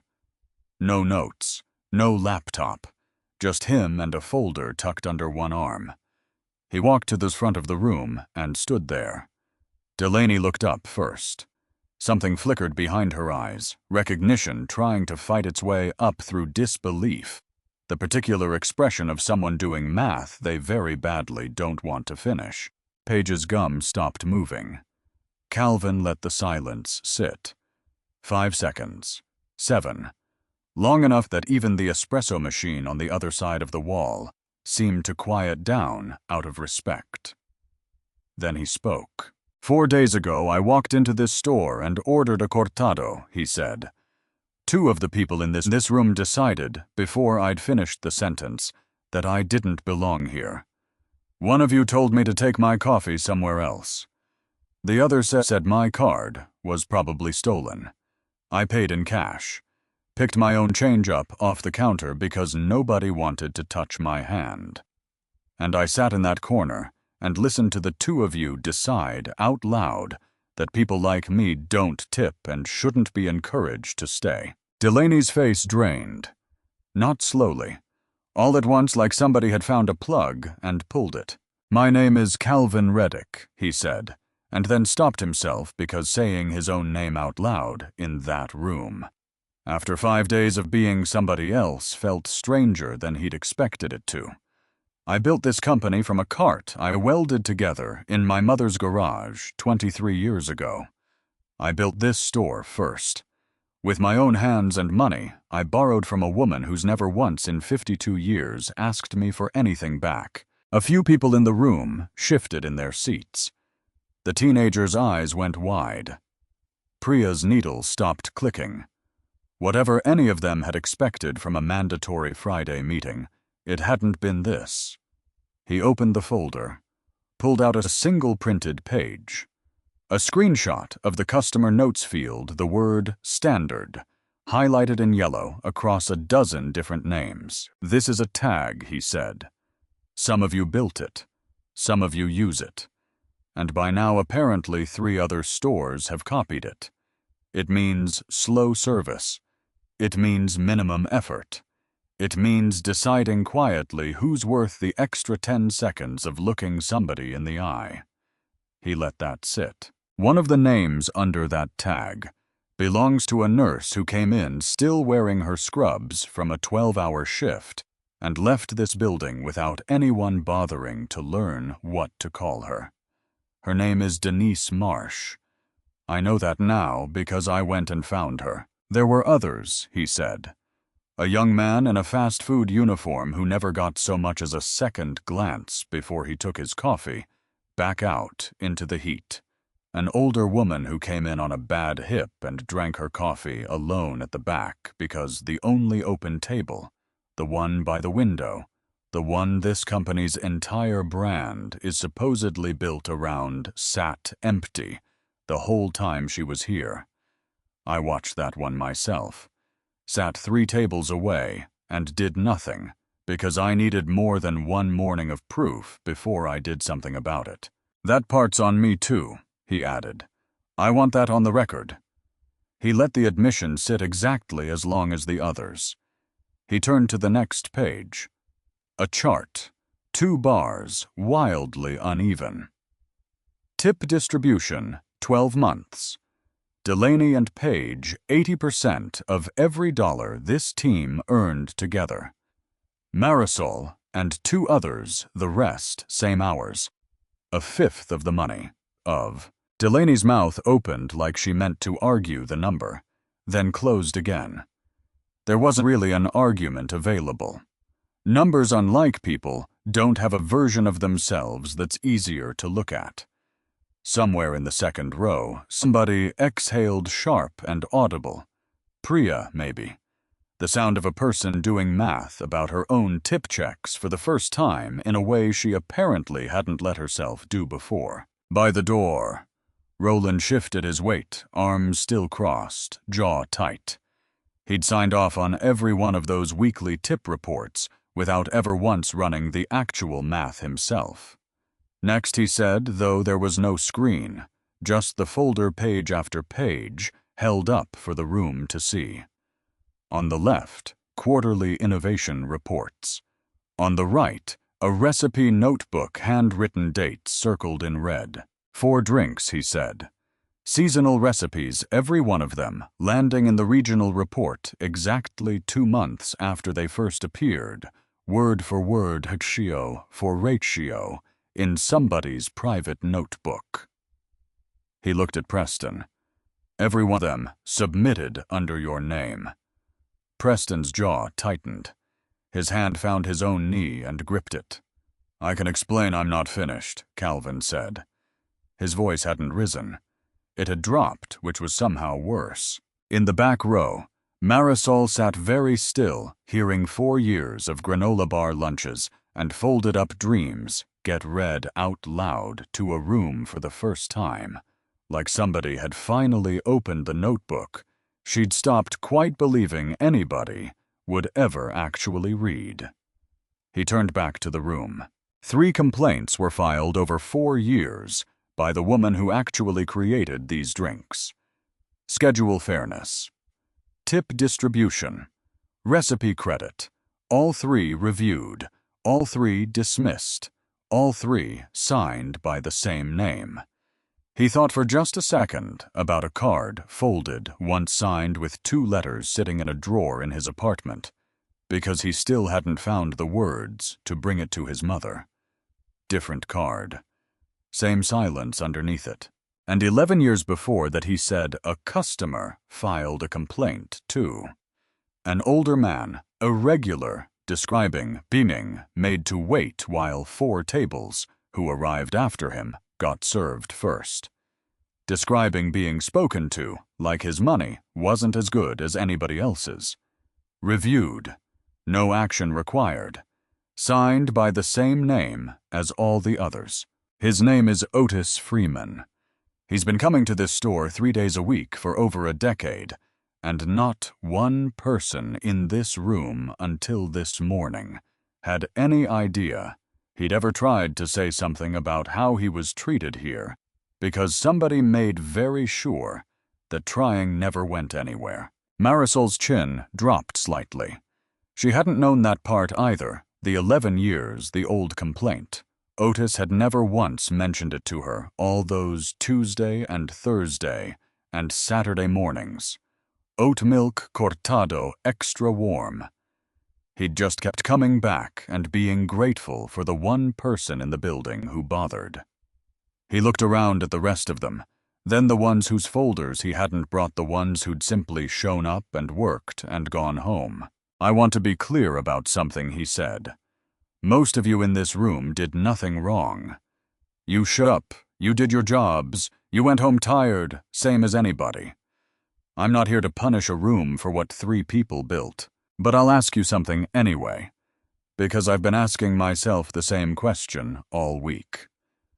How many of you noticed? Not the big things, the tip jar, the schedule, just the small ones. A customer nobody greeted. A name nobody bothered to ask. And how many of you decided the way I would have decided 10 years ago that it wasn't really your business to say anything? Nobody answered. Nobody needed to. The silence in the room was its own kind of answer, and Calvin let it sit exactly as long as it deserved to. Then his eyes landed on Wren. He'd noticed her a few times that week near the pastry case, keeping her distance from Delaney and Paige, without ever quite saying why. The way her hand had gone to her phone twice during this exact meeting, then stopped. "There's more, isn't there?" he said. Not a question, really. More of an opening. A door held for exactly as long as it took somebody to decide whether to walk through it. The room turned to look at Wren. She sat there a moment, phone still face down in her lap, and Calvin watched her decide something. The stillness of somebody. What staying quiet has already cost against what speaking might cost next. Then she stood up. "My cousin works at the Ridgeline location," she said, voice small at first, then steadier with every sentence, like speaking out loud was a muscle. She was only now discovering she had. "She's been in a group chat for months. Employees from 4 stores comparing notes on customers, using that same word, laughing about people's shoes, people's coats, whether somebody's card would decline." She held up her phone. "She sent me screenshots 2 weeks ago, because it made her sick, and she didn't know what to do with it. And I didn't either, so I just kept it. Sat on it. Told myself I'd say something eventually." Her voice caught just slightly. "My grandmother used to get treated like that," she said. "Not here. Someplace else when I was a kid. I used to watch people talk over her talk around her, like she wasn't standing right there paying for her own coffee." She was 71. She'd used to dress up a little to go out, put on her good coat, and I remember asking her once why she bothered for some place that didn't seem to notice either way. And she told me some habits are for you, not for them.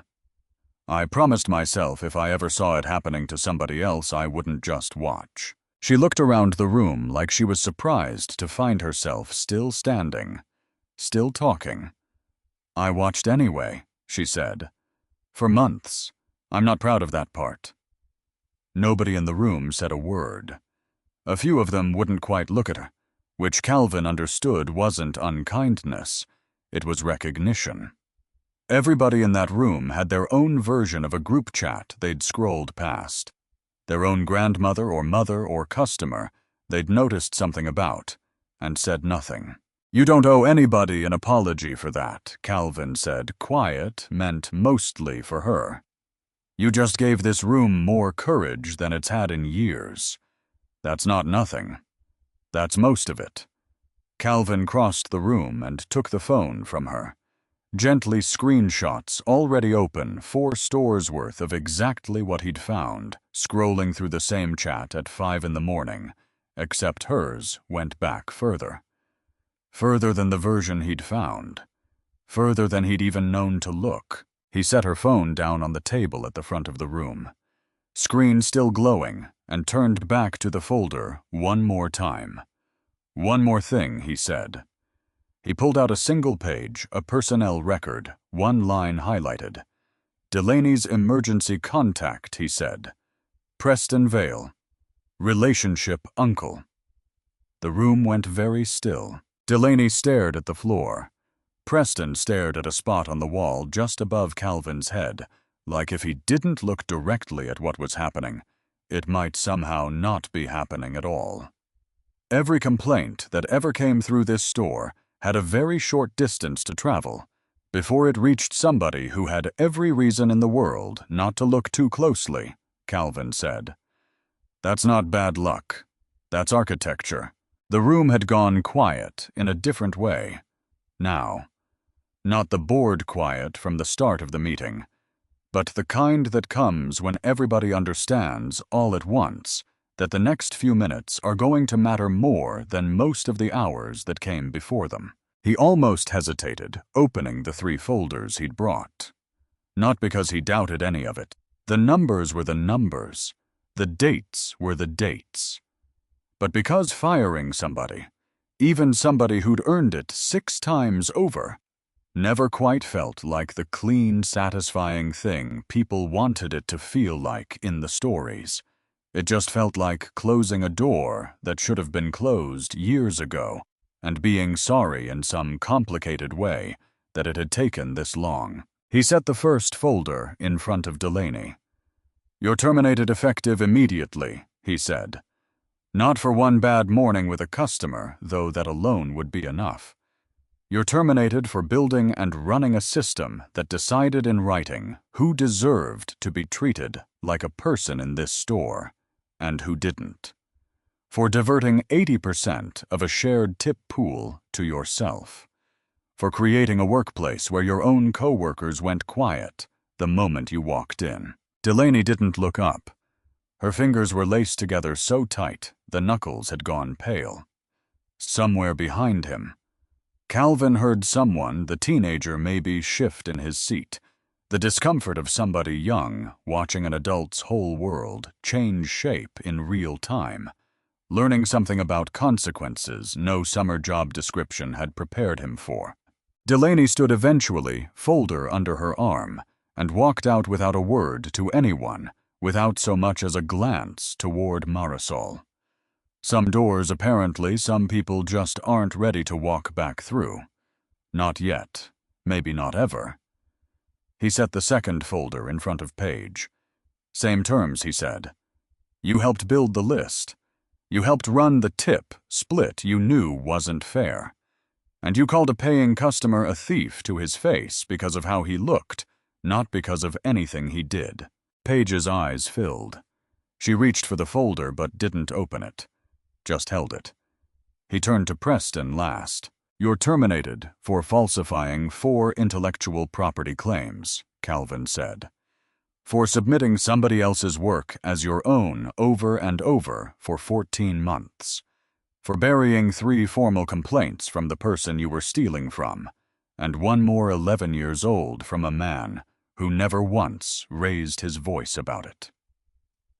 And for building an entire structure of protection around your own niece in a store built on the idea that everyone gets the same seat." Preston's nostrils flared. His hand twitched against his knee. For a moment it looked like he might argue, might try the smooth, rehearsed voice Calvin had already heard once from Roland on a phone call that suddenly made a great deal more sense. Instead, he looked around the room. Every face was turned toward him. Nobody looked away. He stood, took the folder, walked out without a word. His cologne lingered another 30 seconds behind him, and then that was gone too. Roland Calvin said, still standing, still steady, "We'll talk. Today. Because a rehearsed answer only sounds smooth if you already know the question is coming, and I think you knew a lot longer than you told me on that phone call." Roland's face went the color of the folder still sitting unopened on the table. He didn't argue either, just nodded once, already calculating by the look of it exactly how much trouble a phone call he'd thought was private had actually gotten him into. Paige stood folder, still unopened, against her chest, and on her way past the back row, she stopped. Marisol looked up at her, guarded, waiting. "I'm sorry," Paige said. Quiet. Not performed, not really an excuse tucked inside it anywhere. "You deserved better than what we gave you. All of it." Marisol didn't say anything right away. Just nodded once, the kind of nod that isn't forgiveness, yet but also isn't nothing. Paige walked out. The door clicked shut behind her. Calvin turned back to the room. 11 people left in the chairs watching him, the way people watch something. after they've just learned the ground under them, was less solid than they'd thought, and also somehow more honest than it had been an hour ago. "There's going to be real change here," he said. "Not just today, not just this store. I don't have all of it figured out yet. I'll be honest with you about that, because pretending otherwise this morning of all mornings would make me no better than the folders I just closed. But it starts now, and it starts with actually listening, which is apparently a lower bar than it should be, and one this company hasn't cleared in a long time." He looked at Ren. "Thank you," he said. "That took more than I think you know." Around the room, people were starting to shift, unsure whether the meeting was actually over or just paused. Employees who'd never once been told the truth quite this plainly and didn't yet have the instincts for what came after it. Then he looked toward the back row, where Marisol sat still holding a careful kind of silence around herself, still waiting. The way she'd apparently been waiting for years for somebody to finally ask the right question. He realized walking toward her that he hadn't actually planned what he was going to say. 23 years of board meetings. Investor pitches, opening day speeches, and somehow this felt like the one conversation he hadn't rehearsed even once. "Marisol," he said, "stay a minute, would you?" The room started to empty around her, Ren pausing at the door to look back once a small, uncertain, almost smile passing between the two of them. Something that might with time turn into the beginning of a friendship neither of them had expected to find in a room like this one. Marisol stayed exactly where she was, hands folded in her lap, watching him walk toward her with something that wasn't quite worry and wasn't quite hope, sitting somewhere in the space between the two, waiting to find out which one it was about to turn into. The room had nearly emptied by the time Calvin actually crossed it. Chairs sat askew, a few folders left behind, on seats the disarray of a meeting that had gone somewhere nobody in it had expected. He stood in front of Marisol for a moment, without saying anything, which was, he realized, its own of answer. 23 years of knowing exactly what to say in every room he ever walked into, and here he was, standing in the one room that actually mattered, coming up empty. "Marisol," he said finally, "I'm offering you the position of Regional Innovation Lead. You'd oversee seasonal development for all 40 stores. Every recipe with your name already on it gets credited retroactively on the menu board, in the marketing, everywhere. It should have been from the start. There's a royalty built in, too. A percentage of sales backdated to your first drink." He paused. "And there's back pay. 18 months of tips, the actual amount you should have earned, not the amount somebody decided you were worth." Marisol didn't move for a second. Then she stood slow, the same unhurried economy she brought to everything, and walked to the front of the room to take the folder he was holding out. She opened it, read the first line twice. Her hands, steady behind an espresso machine for 4 straight years, were not steady now. "Why me?" she said. Not really a question. More like she needed to hear him say it the way you sometimes need to hear a true thing out loud, before you can believe it happened to you specifically, and not to some other luckier version of yourself. Because you already did the job, he said. Nobody just handed it to you. You earned every bit of it 4 separate times, and somebody kept deciding not to notice. I'm done being somebody who doesn't notice. What's the first thing you'd change? He asked. Mostly curious, partly testing whether she'd actually believe this was real yet. She thought about it, notebook still tucked in her apron pocket, out of habit. Training, she said finally. Real training. Not just how to pull a shot, how to actually see the person standing in front of you. That's not something you can put in a policy. But you can teach people to notice when they're not doing it. He nodded slowly. Write that down, he said. That's the first thing we're doing. She closed the folder, held it against her chest, the way you hold something you've imagined 1,000 times and never quite let yourself believe you'd actually get to hold. "Thank you," she said. 2 words. Quiet, steady. Not the kind of thank you people say when they're handed a gift. The kind people say when something stolen finally actually gets given back. Calvin met with Roland. Later that same Friday afternoon, the two of them alone in the back office that still smelled like old coffee grounds and a 5 a.m. scare that hadn't quite left the room yet. "You knew," Calvin said. "Not the whole thing, but the tips, the metric, the shape of it. You knew enough." Roland didn't argue. That was in its own way the first honest thing he'd done all week. "I took the easy answer every single time somebody asked me a hard question," he said. "I don't have a defense for that." Calvin thought about it a long moment. Thought about a rehearsed voice on a phone call and a folder full of people. This man had failed simply by choosing not to look too closely.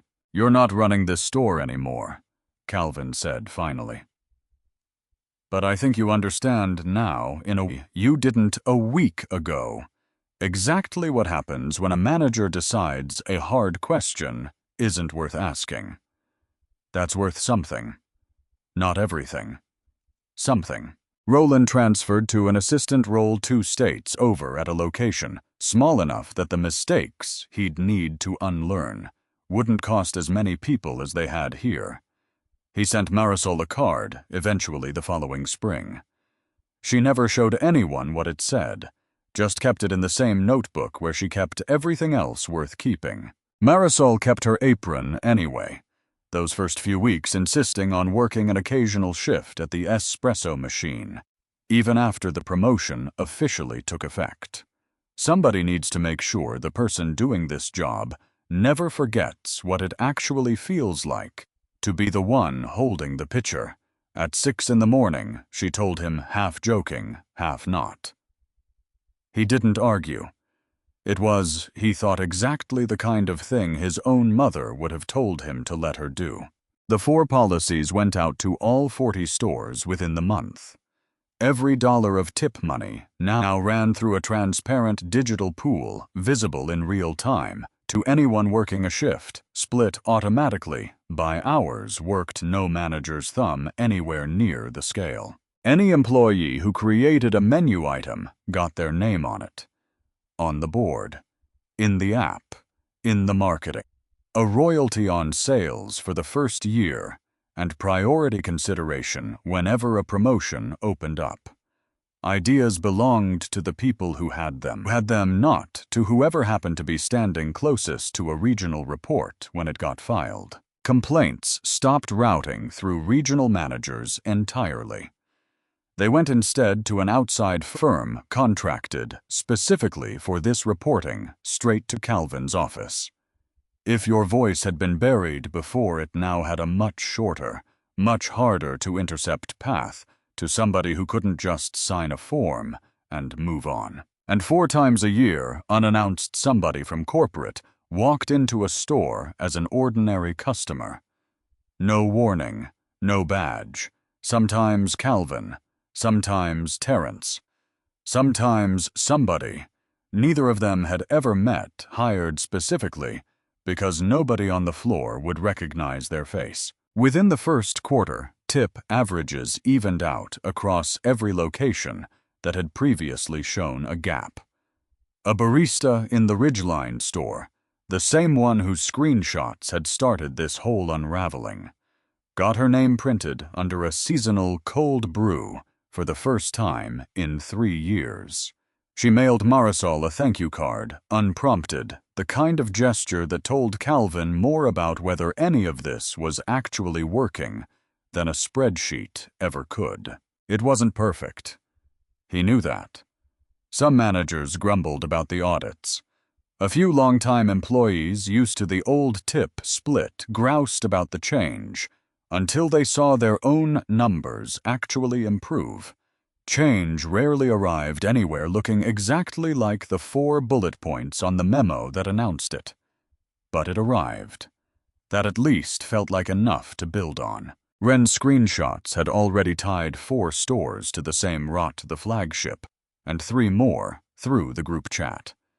That turned out to be only the smaller half of the problem. Once the audit team started actually looking, really looking, with the kind of attention that should have existed years earlier, the pattern showed up in 2 more locations beyond those 4 within 6 weeks.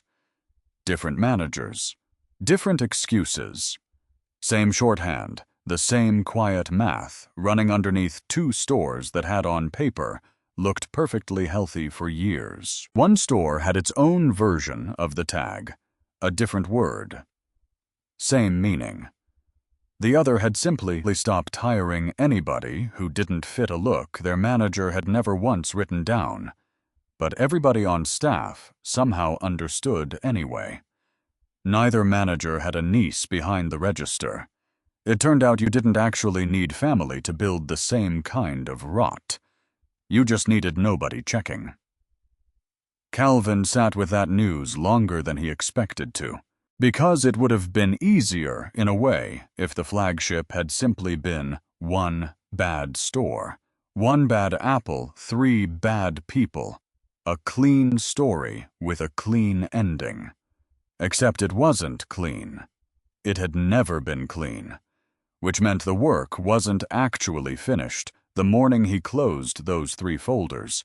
It was only just getting started. I thought about the wooden box by the flagship's door, the one that used to sit empty, because everybody had learned better than to use it. He wondered how many other boxes at how many other stores had been sitting just as empty, for just as long, for exactly the same reason. Not because people had nothing to say, because saying it had never once been worth the cost. He called an all-manager meeting for the first time in company history. 40 store, leads 1 room, 1 message delivered the same way he'd delivered it in that windowless back office weeks earlier. No notes, no softening, no pretending the company had been healthier than it was. This isn't a personnel problem anymore, he told them.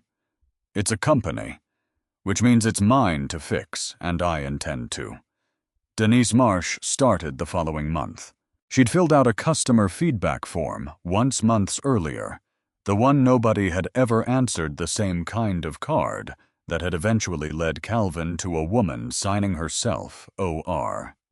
It had taken Nora 2 days to find her a name, a rough address from a loyalty program, sign-up, a little detective work that felt almost absurd for something as small as a cup of coffee. Somebody didn't finish. But Calvin had asked, and Nora, who'd learned over the past month exactly how much this particular kind of small thing seemed to matter to him, now hadn't questioned it. "Would you ever want to work here?"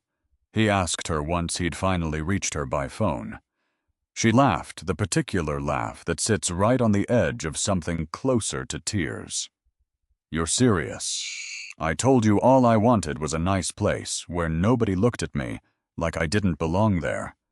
I want to build that place," he said. "And I think you'd be better at running the front counter than almost anybody I could find on a job posting." She started on a Monday. Learned the register in a day, learned the regulars in a week.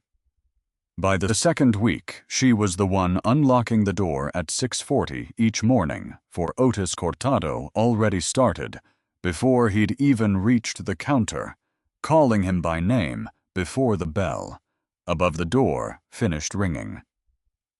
"Otis," she said one particular Tuesday, "oat milk extra warm. Sit down, I'll bring it over." He looked at her a long moment, the same way he'd looked at Marisol months earlier, like she'd handed him something he'd stopped expecting to receive. "You remember," he said. Every morning, she said. That's the whole job. He tipped $5 into the jar on his way out, same as he had every day since the sunflowers went back up. Denise watched him go, then glanced over at Marisol restocking cups a few feet away. "He's been coming here 11 years, Marisol said, not looking up. "Only just found out. Somebody actually knew that." Denise didn't say anything, just nodded and made a small note to herself, the kind she was learning. This job was actually built on not the coffee, never really the coffee. The noticing. Ren started training as a shift lead that same autumn at Marisol's specific recommendation. She still checked her phone too often out of habit, though these days it was usually just to reread the same text her cousin had sent her the week after the meeting. "Proud of you. Should have said something myself years ago." She'd written back only 3 words. "It's not too late." Which she was starting to understand turned out to be true for more than just her cousin. Nora sat in on most of it that autumn, the manager meeting the policy rollouts, the slow, unglamorous work of actually fixing something instead of just discovering it was broken.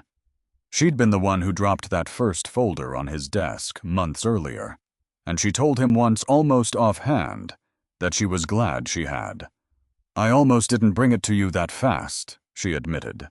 "Wasn't sure it was worth interrupting your morning over customer complaint. I thought about that a long moment." "Glad you did anyway," he said. "Some mornings are worth interrupting." Paige texted Marisol in October, a number Marisol hadn't deleted for reasons she couldn't entirely explain to herself. "Any chance I could come volunteer a shift sometime," the message read. "Not asking for my job back. Just want to actually learn how to do this right if anybody's willing to let me try." Marisol looked at the message a long while before answering. Thought about a granola bar eaten standing up. Thought about a sticky note that used to sit on a tip jar with sunflowers on it. Thought, too, about the apology in that back room, quiet, unpracticed, the kind that doesn't ask for anything in return. She typed back 4 words. Then start by listening. Paige showed up the following Saturday. Didn't touch the register. Spent the whole shift on pastry restocking and dish duty, watching the way Denise greeted people, the way the new hires had all been trained to ask a name and actually use it. She didn't say much. Mostly just watched the way you watch something you're trying late to finally learn. Near the end of the shift, an older man came in, moving slowly, clearly, uncertain where to sit. Paige, without thinking about it, without waiting to be told, walked over and pulled a chair out for him at the nearest open table. "Here you go," she said. "Anywhere you'd like." It wasn't much. She knew that. But it was the first time in longer than she wanted to admit that she'd actually looked at somebody first before deciding anything at all about whether they were worth the 10 seconds it took. The flagship reopened in November after 6 weeks of renovation.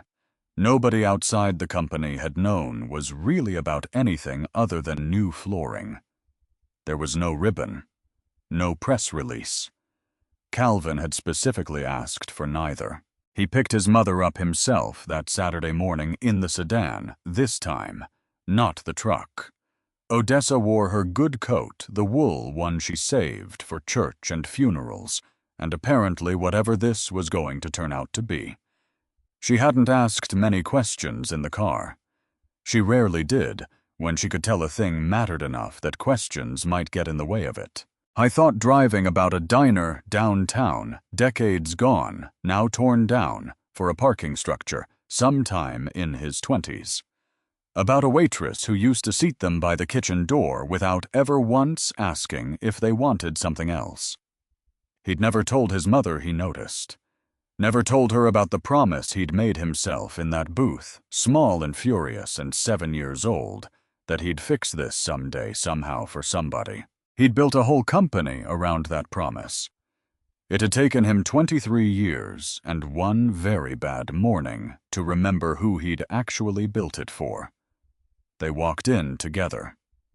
The bell above the door rang bright and small, and this time, every single person behind that counter looked up. Denise at the register smiled the way she smiled at everyone, now easy and unguarded.